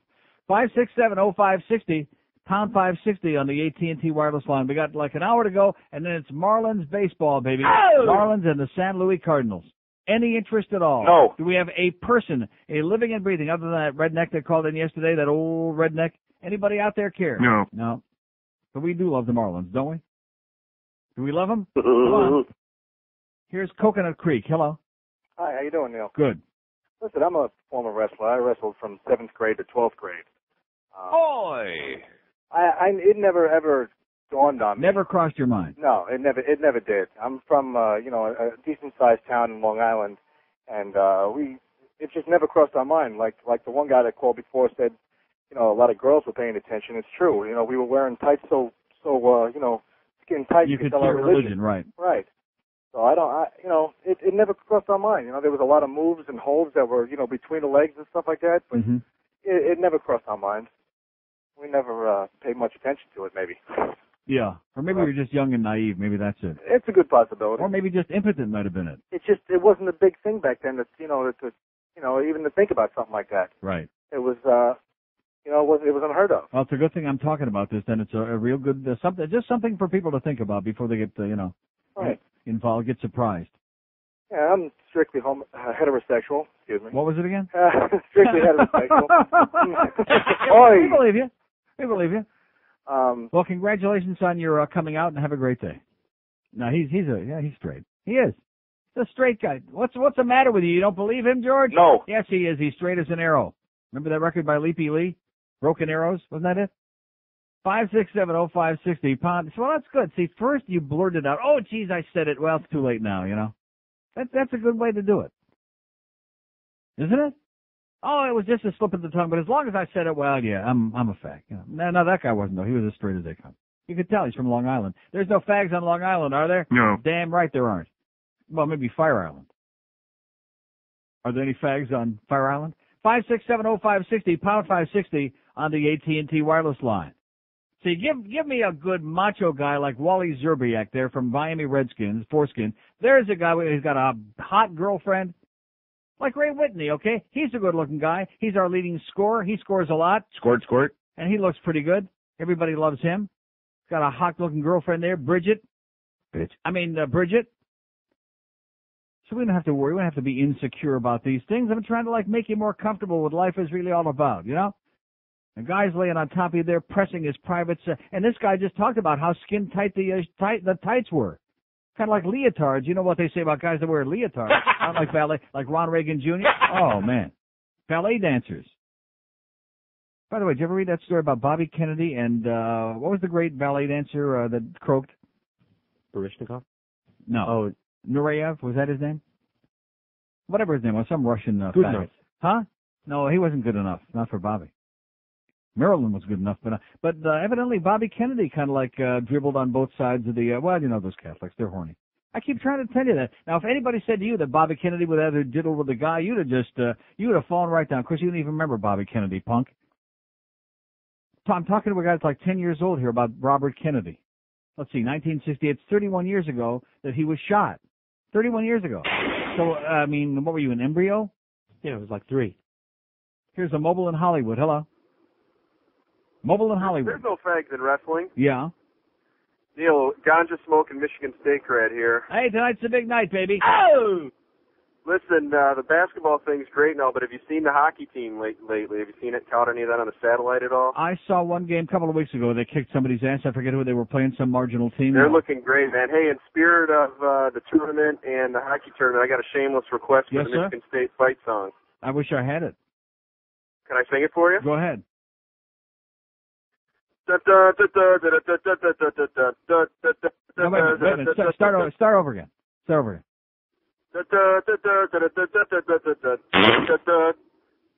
Yeah. No, keep going. On the banks of the Red Cedar, there's a school that's known to all. Its specialty is winning, and the Spartans play good ball. Oh! Spartan teams are never beaten. All through the game they fight. Fight for the Ollie colors, green and white. All right. Go right through for MSU. We're gonna win this game. Yes. Fight. Victory for MSU. Lovely. Go Spartans. But you left out the part about the Red Cedar, the rubber bottom on the Red Cedar River. Yeah, well, that's the way we always used to sing it, about the bed of the Red Cedar River was made of rubber. I wonder why. 5670560, pound 560 on the AT&T wireless line. Tell you one good thing, there's no fags at Michigan State. We were all macho as they come, man. You don't let no limp-wristed fags at Michigan State. Macho men. Here's a mobile in Deerfield. Hello. Neil. Yes, sir. It's very sad about that girl. He got shot by that kid. He didn't know that it was going to go off when he pulled the trigger. What did you think was going to happen? Right. Did you see the picture of this kid? No. Shaved head, spiked hair, and he was under commission of a felony. Oh, my God. Yeah. But other than that. all I gotta say. And he's walking around with a gun. Right. But the parents, in general, of our country, we need to take care of our kids. This is going to be out of control. Yeah. Well, basically, what we have in this country are dumb people making more dumb people, and that's very Absolutely. sad. Okay. Have a great day, pal. Yeah, there was a thing in the paper the other day about should you have to have a license to have children? Yeah. Yes. You have to have a license to drive a car, but anybody can make babies and pretend to be a parent. I do underline that pretend part. Just watch Jerry Springer for 5 minutes if you can stand it. Just stop and think of those people reproducing, and they are. Bush. Tomorrow.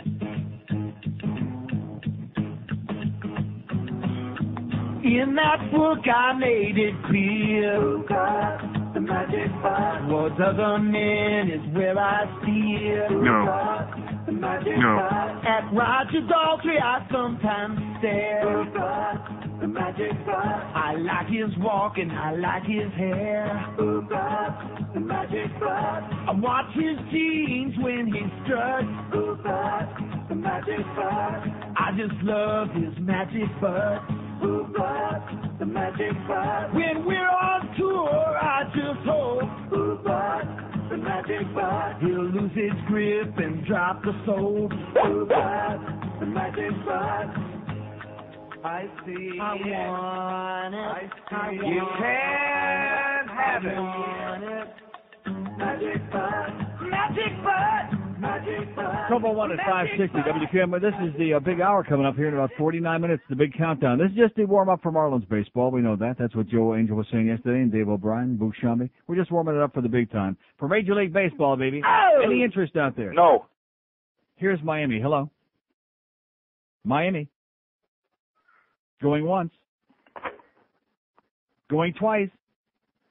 Hey, man, here it comes. Hey, Neil. Yes, sir. Neil. Speak to me, sir. Hey, man, they got the grease man. What do you think about that, man? Neil. Yeah. They got the grease man. What do you think about that? That's old news. It ain't old news. He's on there begging for his job. I think you next, man. He what? He's on the TV begging for his job. Yeah, well, he's making the rounds now, telling everybody what a great guy he is. Yeah. Next. Hey, man, we got a plastic surgeon down here in the inner city.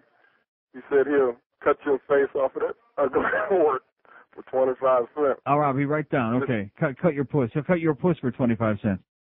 567-0560 and pound 560 on the mobile line. I thought this was the guy we had out here on the road this morning on 441. This guy just called. He got better. Came back? Jesus. It's a miracle. Let's hear it. It's Friday. It's not Friday the 13th, but it's Friday the 19th. It's a major miracle. You made a comeback. Wait till they put your brain back in. You'll be okay. Here's a mobile in North Miami. Hello. Uncle Neil. Yes, sir. I hate to break your heart, but Wally Zorbiak admitted that he loves WWF wrestling or WCW, one of the two. Oh, God. So, well, I'll tell you when there's a guy that looks that pretty as Wally, I mean, that girlfriend, she might just be the beard, you know. Yeah, he did a little interview on ESPN, and he admitted to it that he was a great big fan of theirs. I said, oh, that's going to break Neil's heart. Oh, my God. No, actually, it gives me some. That was. We can use that. Put a little bleep in that one. That was excellent. Very good, sir. I think you might make a promo someday. As in real soon. Good old Wally. He likes the WWF. Maybe he was saying he likes the FF. Maybe that's what he's talking about, huh? That means French fries, of course. Cuban exiles, join the urge, join towards, yeah, here we go, faxing me all this crap. Don't care, nobody cares. Somebody better tell Dave hi to the Sun Sentinel. Nobody cares. 100 people, 200 people there. Nothing else going on right now, you know. We know on this show how boring it is in this town these days. It's a bad week. So something for them to flap their gums about. Fidel, Comunista, the Orioles go to hell, yeah. There you go. Keep them out of Domino Park. 5670560, pound 560 on the Mobile One line. You already heard a professional wrestler call in before telling us what everybody and their brother knows. That's why Jesse Ventura got out of it. Huh? Because we know there's no fags in politics. He wanted to get out of wrestling into something a lot more macho that was more respectable than the WWF. And, of course, you do know about Jesse Ventura, don't you? He has a wife, you know. Here's a mobile in Hallandale. Hello. Neil. Yes, sir. Joe Gibbons, first time caller, long time listener. All right. I want to get out of town. I want to go to Brussels. You spoke about a month ago about an airline that leaves here that is dynamite. Going to Brussels. Oh, yeah, City Bird. City Bird? Right. I want to get on it. I want to get on it. Hop on it. Hop aboard. I'm going to hop aboard, sir. Good talking to you. Thanks for this information. Okay, have a good time. Yeah, City Bird, everybody, I've never flown out myself, but everybody tells me it's great. They go direct from Miami to Brussels, and they fly like real 747s, I believe. I know this comes as I don't want to get into that today, about the travel stuff, because most of the people down here, they don't go anywhere. That's why they're so surly. If you get out of town, I know, not everybody's got the big bucks. They're flying on a little crappy plane. And a 767 to a lot of people probably is not. See, a few years ago, I didn't know anything about planes. I admit it. I've got so many areas in my life where I'm really dumb. I'm a moron, but at least I admit it. I don't walk around pretending to know something I don't. But a 767, like Martin flies from Miami to Amsterdam, for example, it's an okay plane, but it all depends on how it's configured and how many seats they try to jam in there.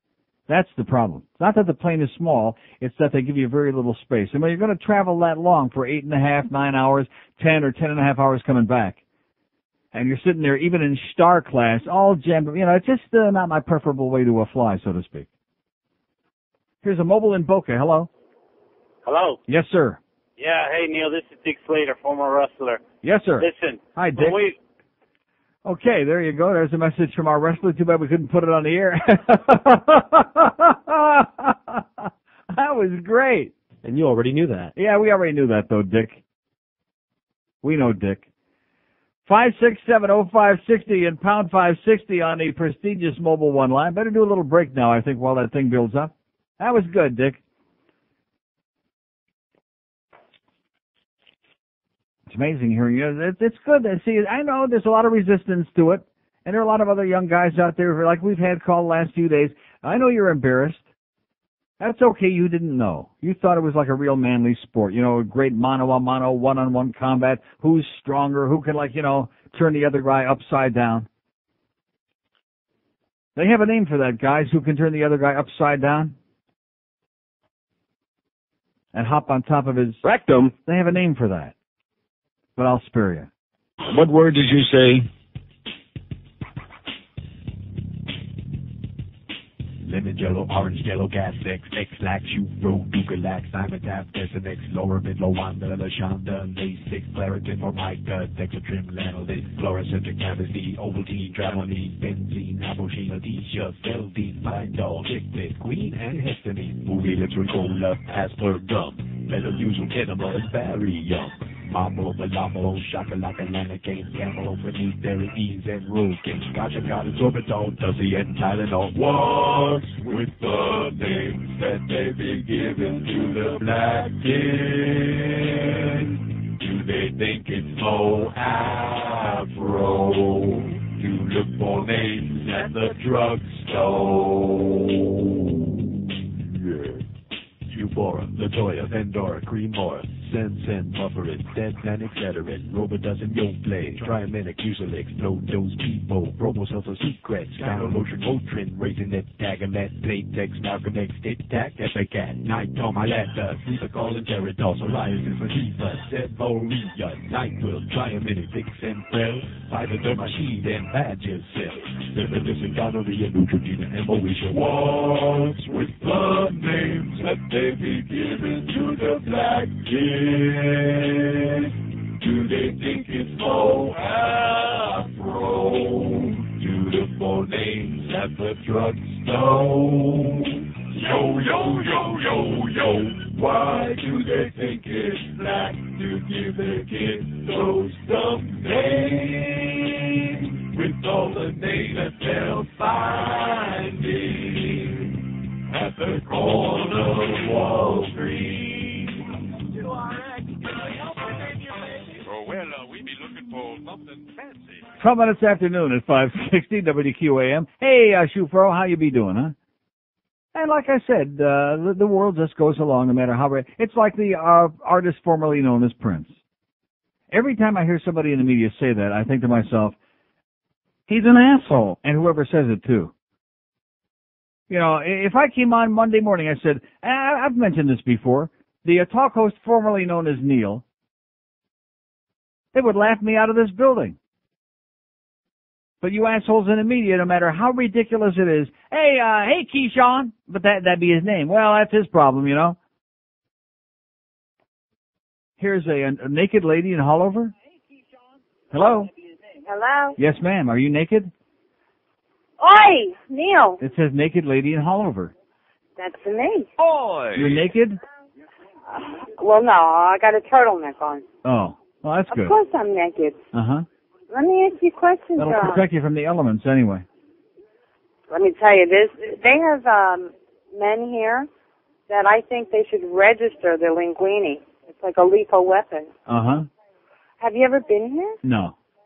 Is that because you're a star and you're afraid of being recognized? No, not at all. It's just that I hear there's nothing but ugly people at Hollover Beach. I've never heard about anybody. You know, any time like they used to have on. Oh, how come I can't hear you on the radio? It doesn't work like that? Because you have to listen on the phone. That's what that thing in your hand is. It's a phone. Don't listen to yourself on the radio, okay? Okay.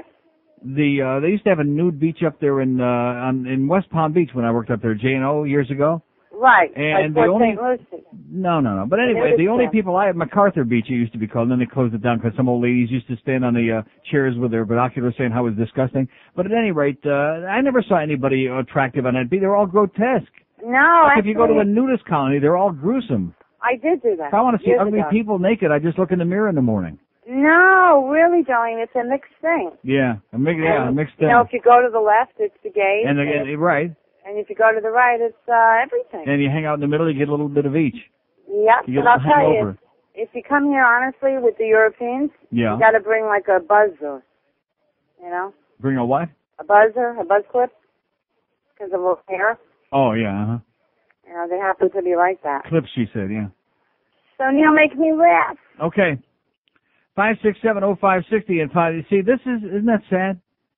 Here is somebody desperately searching for something. Remember that's desperately searching for Susan? Maybe she is searching for Susan. She'll probably find her out there. But she's desperately searching for something. First she's trying to hear herself on the radio. Then she wants me to make her laugh. And she's out there naked as a jaybird at Holliver Beach with a bunch of really skanky, scabby-looking people. Have you ever been on a nude beach?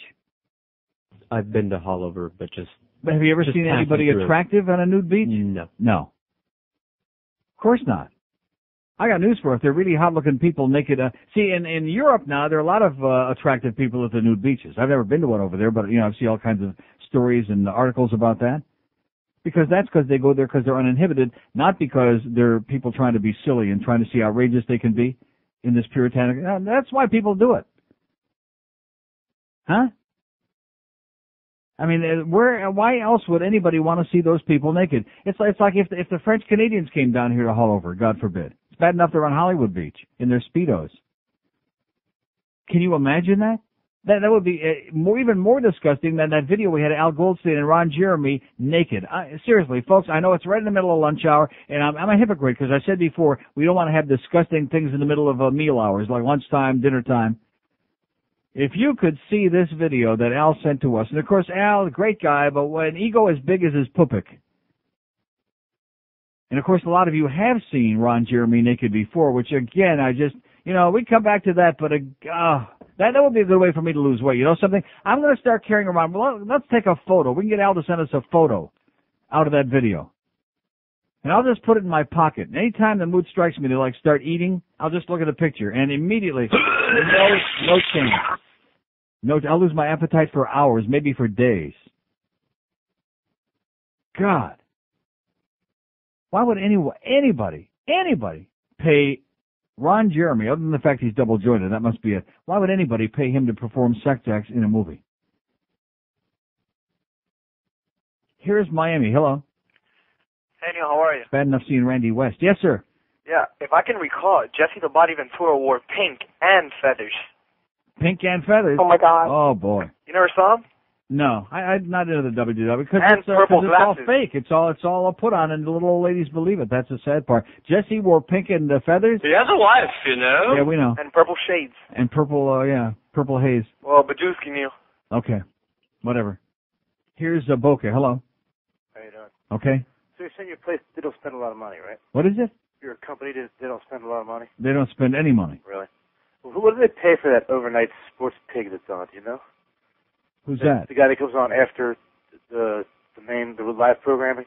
You mean some sports fan? JT the Brick? I tell you, man, you guys should really run like 3 hours of your tapes again overnight. Cause there you go. That's pathetic. At least you could get some like a little bit more money in your spots and stuff. Right. It's pathetic because that stuff is just. I never heard that crap. There's another sports talk I think it's better on another channel. I don't want to say it, but go ahead. Say what channel is that? Well, 610 is a better overnight guy. Okay.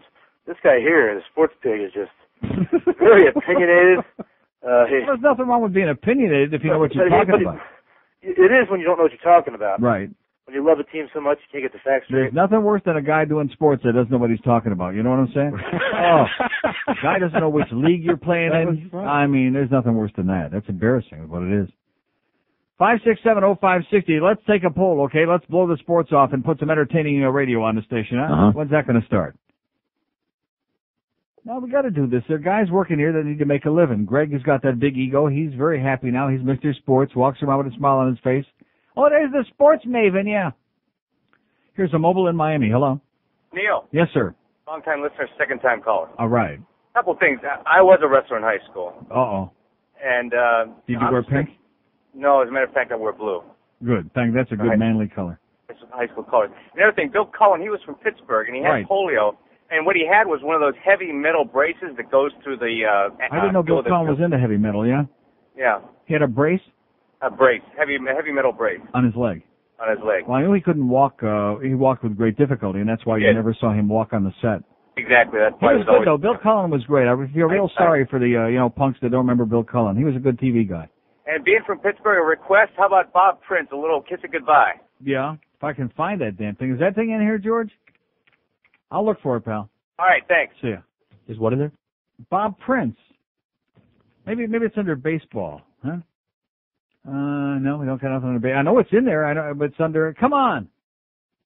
Wait a minute. It was a Bill Hewitt thing. Nah, can't find that. What is that under? How about hockey? I know it's not. Although Bob Prince did do hockey, rather embarrassingly too, for a while. He used to tell the story. Like I said, I'll find it Monday. Like I said, too bad you punks out there never had a chance to get familiar with Bill Cullen and Bob Prince and Jack Parr, all the really great entertainers. Not these plastic phonies that we got today. Plastic hype jobs. That's unfortunately what life has largely become. Hype jobs. Here's a mobile in Fort Lauderdale. Hello. Hey, Uncle Neil. Yes, sir. How about Jack Berry on the Joker's Well? Oh, Jack Berry. Joker. I mean, unbelievable. They should have put his ass back in jail. Do you remember 21? Yeah. Remember the big scandal? Charles Van Doren and Elfriede von Adorf. That was one of the shows. The other was the $64,000 challenge. That's what they made the quiz show out of. That's what the based on, right? Right. And yeah, they were fixed. They were fixed. And you know something? What's wrong with that? Who cares if it was fixed? It was exciting. We don't care if it was fixed. No, I don't. You have the Game Show Network on your dish? Yeah, on the big dish. Yeah. We have a couple of good shows once in a while, and they're kind of fun. They're fun to watch. I agree. I'll tell you, the show I loved was the old Match Game with Gene Rayburn, the original one. Sure, I watch that all the time. That's a very funny show. Mm-hmm. Even though Brett Summers looks. You know something? You took the words out of my mouth. Even in spite of that bitch, I still like the show. You know, you wonder why Jack Klugman wound up the way he did. You know, where he couldn't talk. It wasn't because of the cigarettes, because being married to that bitch. God, how'd you wake up in the sack looking at that thing? Do you see him running off the stage or something a couple of times when she was on? In fact, that was always the question: Canis Masmacho, Charles Nelson Riley, or Brett Summers? No contest. How about? Let me ask you a question. How about South Beach has a nude beach where there's decent-looking people? What do you mean? How about it? Sure. A lot of girls take their tops off on South Beach. Yeah. It's legal. Fine. And there are fine-looking women. Sounds good. Or there's good-looking guys too. I guess right. That's sure. where you go. Right. What do you think about that? I say, oh! Is what I say. I say, let's go. Let's do the show. Let's do the show from there next week. Why don't we? Okay, we will. Thanks, Lee. Thanks. Good idea. Let's do the show from South Beach, right there on the beach, huh? Instead of all this bullcrap from all these gambling places. By the way, don't forget, Hank's going to be in the Bahamas again today from Crystal Palace after the ball game till 7:30. Then we got NCAA basketball, baby. Michigan State, those Spartans, man, against Oklahoma, against those nose pickers from Oklahoma, those rednecks. And Purdue against Temple. Oi! Watch what you do with Temple. I'll tell you that right now, sweethearts. Kick your ass right out of the Big Ten. Yeah, let's do the show out there on South Beach. Talk to all the naked people. George can oogle all the naked young ladies there with their big hot boobs hanging out. And I can oogle all those steroid-ridden guys. Are there any straight guys in South Beach, by the way? No. No, I don't think so. In fact, you know what I hear is that most of the wrestlers hang out on South Beach. That's what I heard. Most of the guys that hang out on South Beach are wrestling with it. Here's Medley. Hello. Medley. Going once. Going twice. That's a medley of your material, evidently. Here's a mobile in Miami Lakes. Hello. Hello. Yes, sir. Hey, Neil? Yes. Hey, I called you once before about that Princeton all-white basketball team. Right. Yeah, but listen, on another subject, on yesterday's neighbors section on the adopt a pet next to it, yes. This woman got evicted by the IRS, so animal control came and repossessed, not repossessed, but picked up her 7 pups. And there's an article there, that they're needing donations and whatever, so I mailed my check. But it's a very heartwarming, or they're taking donations for what? To get her pups out of hock, and provide because she's homeless, and so the neighbor took on the cause to get the dogs out of hock and provide a home for them or something, or adoption. Great. Anybody who messes with dogs, boy, they're on my S list immediately. So it's on the, I don't know if you noticed it, but it's on the neighbor section of the Herald. Yeah. Next to the adopt a pet, Is that right near that picture of those 2 wrestlers on the mat? I think that's right next to it, yeah. No. Okay, thanks for the good news. You got it. Got a good story there. That's good. Somebody's doing something good in this town. Okay, it's about time. Instead of throwing all your chicken parts out on the road. That letter, I'm serious. It's one of those deals when you wake up in the morning, you don't know whether to laugh or cry. You open to the editorial page and you start reading the letters to the editor, but there is something very valid about that. Stop and think about this. Think about the people we talk to here every day. Think about the people you encounter driving out there. And then read the letters to the editor. It all fits in, right? Oh! Yeah, fits in like a rubber glove. Right in the editor's Rectum. At the Herald. The uncut wonder boy of the airways, George. God. Ah, Jesus, are you f***ing kidding me? How can you be sure the buckwheat pillow you're buying is authentic? Yeah, it's easy. If you look for the picture of buckwheat on the label. Ah, 9 buckwheat. That's right. There's only 1 buckwheat, and that means only 1 buckwheat pillow. Give it a try. No, this pillow's kind of mushy. No, it's mushy. That's because every buckwheat pillow is filled with the little rascal's least favorite breakfast food. I hate mush. Huh? He said he hates mush. So does Dee. Huh? Yep, it may not be good for eating, but it sure is good for sleeping. Don't pay me now. The original buckwheat pillow. Order one today. It's so easy. Just call. Mun, stay tuning, make T5, T-Bone, T-5. Get the buckwheat pillow, and you'll sleep. Okay. 12:30 on 560 WQAM. Hey, what am I doing here? Did he even say at all during the course of the show today that he was going to be taken off early and we were going to be doing another 20 minutes straight talking all about Joe Castello's show tomorrow? No, not really. Did you see or did anyone see the thing on Scientology last night? A&E did 2 hours, investigative reports on Scientology. It was great. So it got me all inspired. I went online to try to find this. That's why I played the buckwheat pillow thing, because they were talking about OT3 last night on the Scientology show, and apparently the Scientologists really their pants when you talk about this thing because we're not supposed to know about it. As a matter of fact, and by the way, if you want to find this download that I got, www.amazing.com/Scientology/OT3 blah, blah, blah. Lots of sites about Scientology, pro and con. One of the things that they do last night is they like to conform to the name of whatever group is criticizing them. Like if there's an anti-cult group, then they'll become an anti-cult group with the same name, but really it's the Scientologists. So they have a lot of dirty tricks, and it's so depressing that there's all these celebrities, including celebrities I like, who are Scientologists. Who are you talking to on the hotline, Joe? I thought we were going to do a show today. This is Carlos. He's trying to figure out what time he wants us out. Oh, go away, Carlos. We're doing a show. Okay. I need he said Joe. he's going away. So did you know that Isaac Hayes is a Scientologist? Chef? My heart was broken. It was bad enough Jenna Elfman. I mean, who cares about John Travolta and Kirstie Alley? She doesn't look any good anyway anymore. But Isaac Hayes, my boy. Now, aren't they the ones who believe there's a big spaceship floating around? And oh, it's way better than that. It's way better than that. So I'm gonna out this whole OT thing, and then we're gonna revive a dead religion for fun and not for profit, just for fun, for cheap, because. If they can do it, why can't we? In 1993, they just got their official IRS tax-exempt status. What's his name? David Miscavige.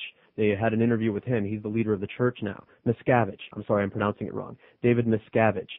They had a big ceremony and they announced their tax-free status. And this is based on science fiction bubble nices. This is L. Ron Hubbard. And by the way, Nels, I can't find the diuretics in this thing over here.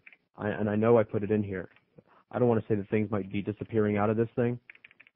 But diarrhea song, no diuretics by L. Ron Hubbard, which is a great bit. But I played that buckwheat thing because he says OT. So they have a coronary when you talk about this. They attack anybody. And by the way, attack away.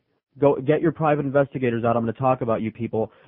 They send private investigators to dig up dirt on your life, like bad credit, bounced checks, whatever. Go nuts with my life, folks. Talk about, squeaky clean to the point of boredom as far as finding dirt on me. Just go for it. Do your worst. By the way, can you feel the counter vibrating from the Power 96 Power Jam? We can do that. We have comparable speakers. We could jam. We could blow shaft over in their direction. We could blow the shaft. You're damn right. So they didn't talk about OT3 in this show because apparently it would have been libelous if they did, because they like to say that it's copyrighted. That'd be like saying you can't talk about the Book of Revelations because Bantam Books is just copyrighted the Bible, so you can't talk about Revelations anymore. And the reason that they don't want you knowing about this until you go through the previous steps of OT1 and OT2 is because by that time you're properly brainwashed where you can accept this crap, this really bad science fiction crap about the Galactic Confederation, which Earth was one of 75 million years ago. And this was plagiarized, by the way. And this Confederation was ruled by Xenu, and he murdered many of the inhabitants. And by the way, the OT stands for Operating Thetan.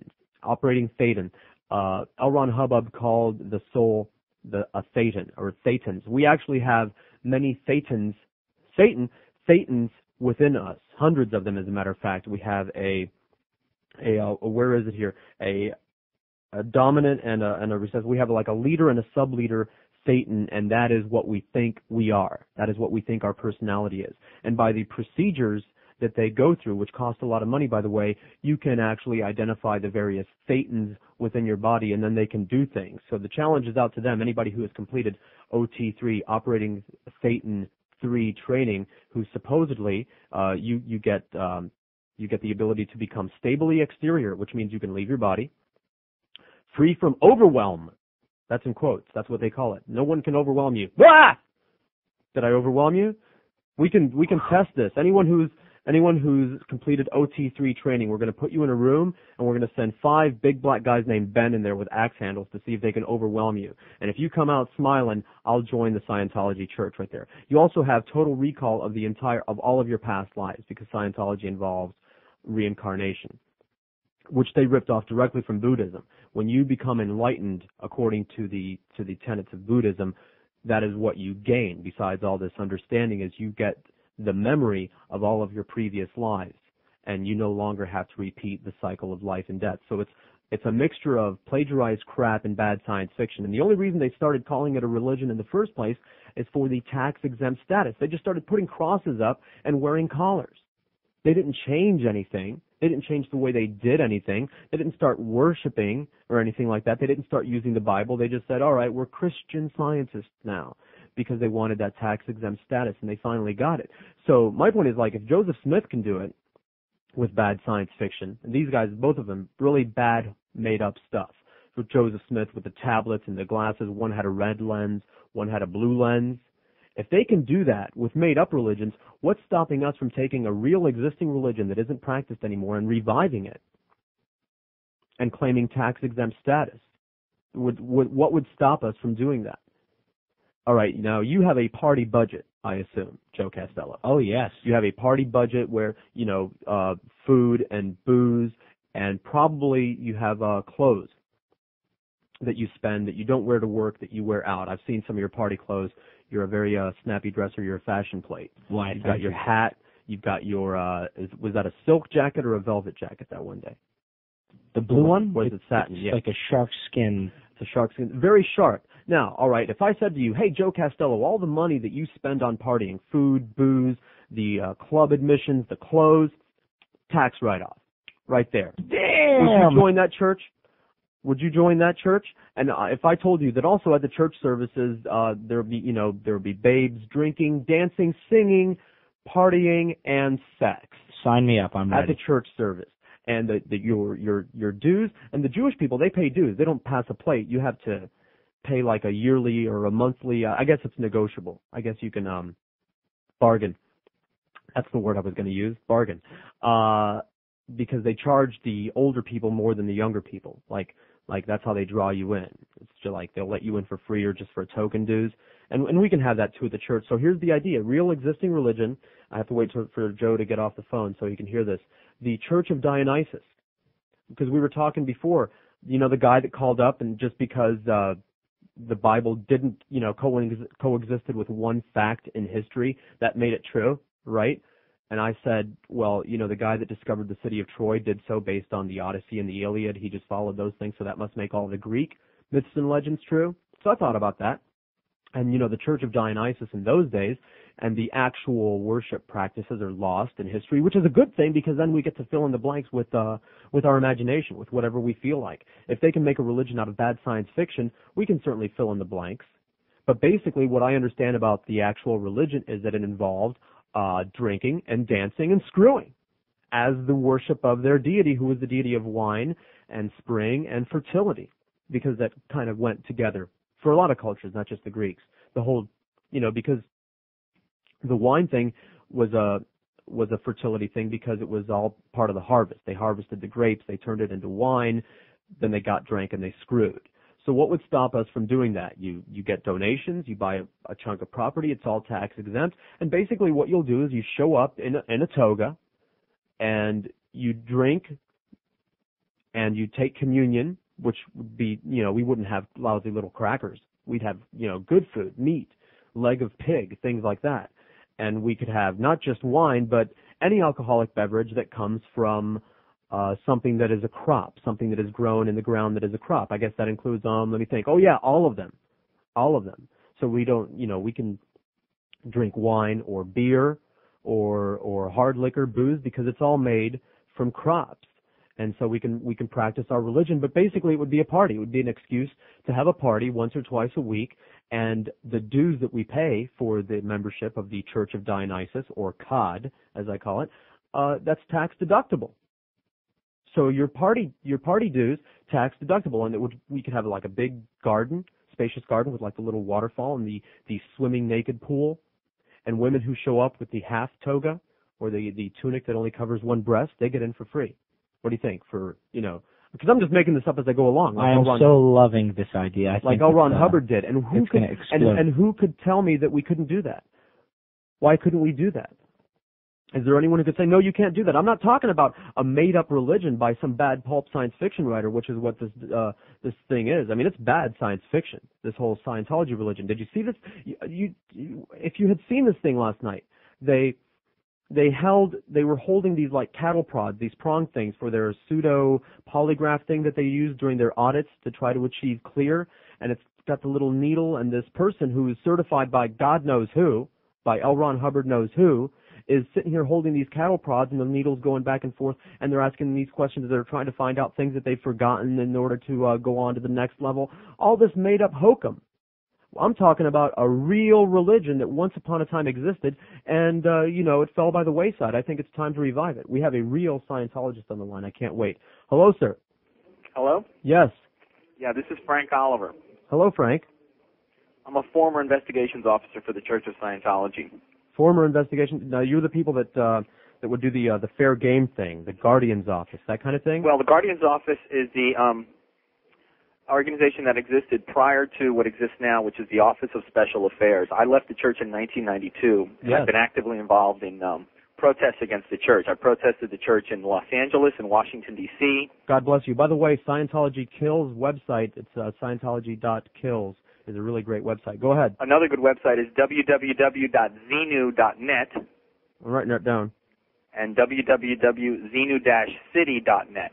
Okay. I'm currently involved in a controversy with the church where I have started an organization called the FSSO, which is Former Scientologists Speaking Out. They had a lot of those. Did you see that report, by the way, before? The A&D investigative reports? Yes, I was on the 2020 show and on the other show that was on several months ago, Dateline. Uh-huh. And I've been speaking out against the church. But the current activity that I'm involved in now is we were at a protest December 5th in Clearwater, where we were protesting the church on the anniversary of the death of Lisa McPherson, a young lady who was held against her will for 17 days. They talked about her last night. That's correct. They starved her and they dehydrated her to death. Mm-hmm. This is how Scientology's use of their particular belief system, how they say they cure insanity. Well, they cured the insanity that Lisa McPherson apparently had by killing her. The ultimate cure. Yeah. Well, my organization purchased the advertising space on 13 buses in Clearwater, and the buses ran with messages like "Doubt is not a crime," with the website underneath, and "Don't walk, run, quit Scientology." Okay. Think for yourself, quit Scientology. Well, the church pressured the county commissioners. The buses were supposed to run Friday, Saturday, Sunday, and Monday. Scientology pressured the county commissioners, who in turn pressured the transit authority, and they pulled the buses off of the road after they were on the road for one day. Wow.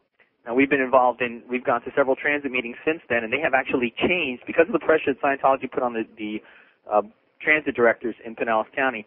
The rules have changed regarding advertising on the buses. They have now limited all advertising on buses to commercial-type transactions only, which means that organizations like the American Red Cross, March of Dimes, they can no longer advertise on the side of buses.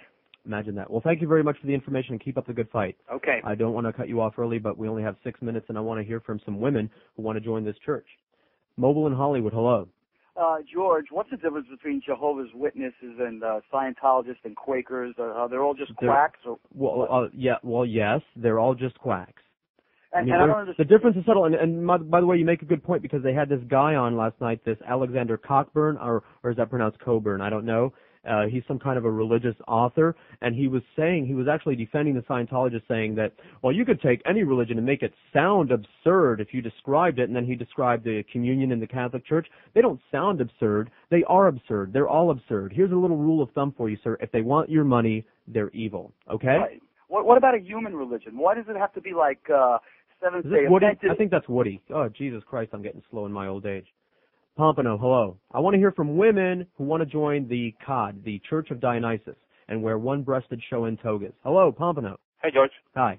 Hey, I don't see no difference between Catholics and any other religion between and Scientologists. It's just of course not. made up stuff. No, this was just on last night, so it was fresh in my mind.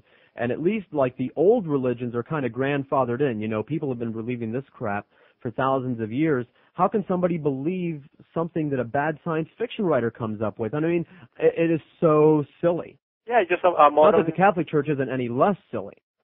Eat my flesh, transubstantiation my ass. Well, sign me up for the new church, George. Okay, no problem. By the way, the men have to pay out the ass to get onto the grounds and do the services. If you're a attractive woman, if you're not fat and under 30, you know, let's make the guidelines kind of loose. If you're a not really ugly woman, not too fat, under 30, and you'll wear the one-breasted toga, you get in for free.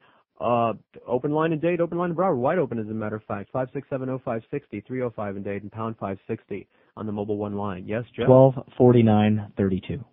124932? That's 32. His clock's 8 seconds ahead of our clock. And ahead of which clock? That clock. Now, do you really think that clock is in this room? I'll signal you. That's all right. We've got this clock. I can do math. I can back time it. 32. I got 22. Blah blah blah. That's why you're the host. That is why I'm the host. Here, I'll take a call on screen. Maybe it's Eddie. Hello, Church of Dionysus, and they're not there. Just please, we have 4 minutes. One woman that will wear a one-breast show and toga. Maybe the naked woman on Hollover Beach can call back and say that she'll join the church. On second thoughts, don't call back, honey. Mobile in Coral Springs. Hello. Hey, who's this, George? Yes, sir. Hey, what's going on, bud? Nothing. I just turned you guys on, man. What happened to Neil? Neil left early. He had to take a trip. Oh, yeah? Yeah. How's he feeling? Good? He's feeling great. He's catching a plane. Okay, because the doctor's there, you know, I don't know. Oh, no. Everything's cool. Okay, cool, man. Eating too much protein, though. Yeah, right. Okay. Later on. Is that it? Boy, that was great material. Fort Lauderdale, hello. George. Yes. Hey, my name's Dennis, which is a derivative. It comes from Dionysus. Yes, so sir. I get to be a priest? You could be a deacon. A deacon. How's that? You could be an usher. I get free babes. We'll put you in a purple toga. You get in for free. We'll put ivy on your head. No, I'm just Excellent. kidding. We want dancing girls, wine girls. I've got it all worked out, the church service and everything. You're going to join? Oh, sign me up. All right, tax-exempt status for the party. Basically, we're just going to justify a way to deduct our party budget from our taxes. You've been to a church service, right? There are things that happen in the church, obviously, that keep people coming back over and over again. Some of the things are fun. Group singing is kind of fun, like a big group karaoke. A lot of fun things are better in a group.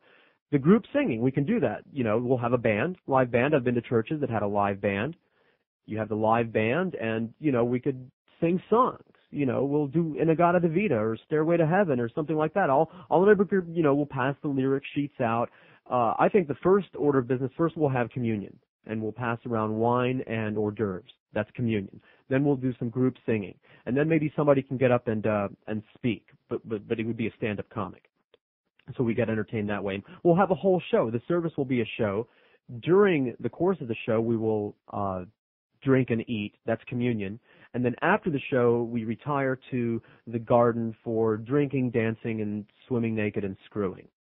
And this will be a religious practice because it's pretty much what happened in the Church of Dionysus, as I understand it. And I don't spend that much anymore, family man and all that stuff. You got to stay home with the kids, family fun, which is an oxymoron, by the way. So the party budget has dwindled considerably. But if it's your religion, you have to. And practice. who's going to stop me? Who's going to say, hey, you can't practice your religious persecution? We're talking, I'm not even, this isn't a made-up God. Excuse me, that's funny. I just made myself laugh. They're all made-up gods. But this is a God that was seriously worshipped by the most advanced civilization in the world at the time and had many followers of note. I mean, not that I can name any of them, but I'm sure that there were some Greeks out there who were some really smart people who were members of a Church of Dionysus. So I just say, bring back an old religion. You know, we could bring back the Shaker religion, or would that guy say Shaker or Quaker? What's the difference? I know the difference. The Shakers shake and they're not around anymore. I've never heard of Shakers. You've never heard of Shakers? Oh yeah, they made fine furniture. Yeah, you got to watch that Home and Garden channel a little more. Learn about Shakers. 5670560. We have exactly 1 minute. What? I'm leaving now. 2, 1. Okay. The Neil Rogers Show on 560 WQAM Miami, Fort Lauderdale.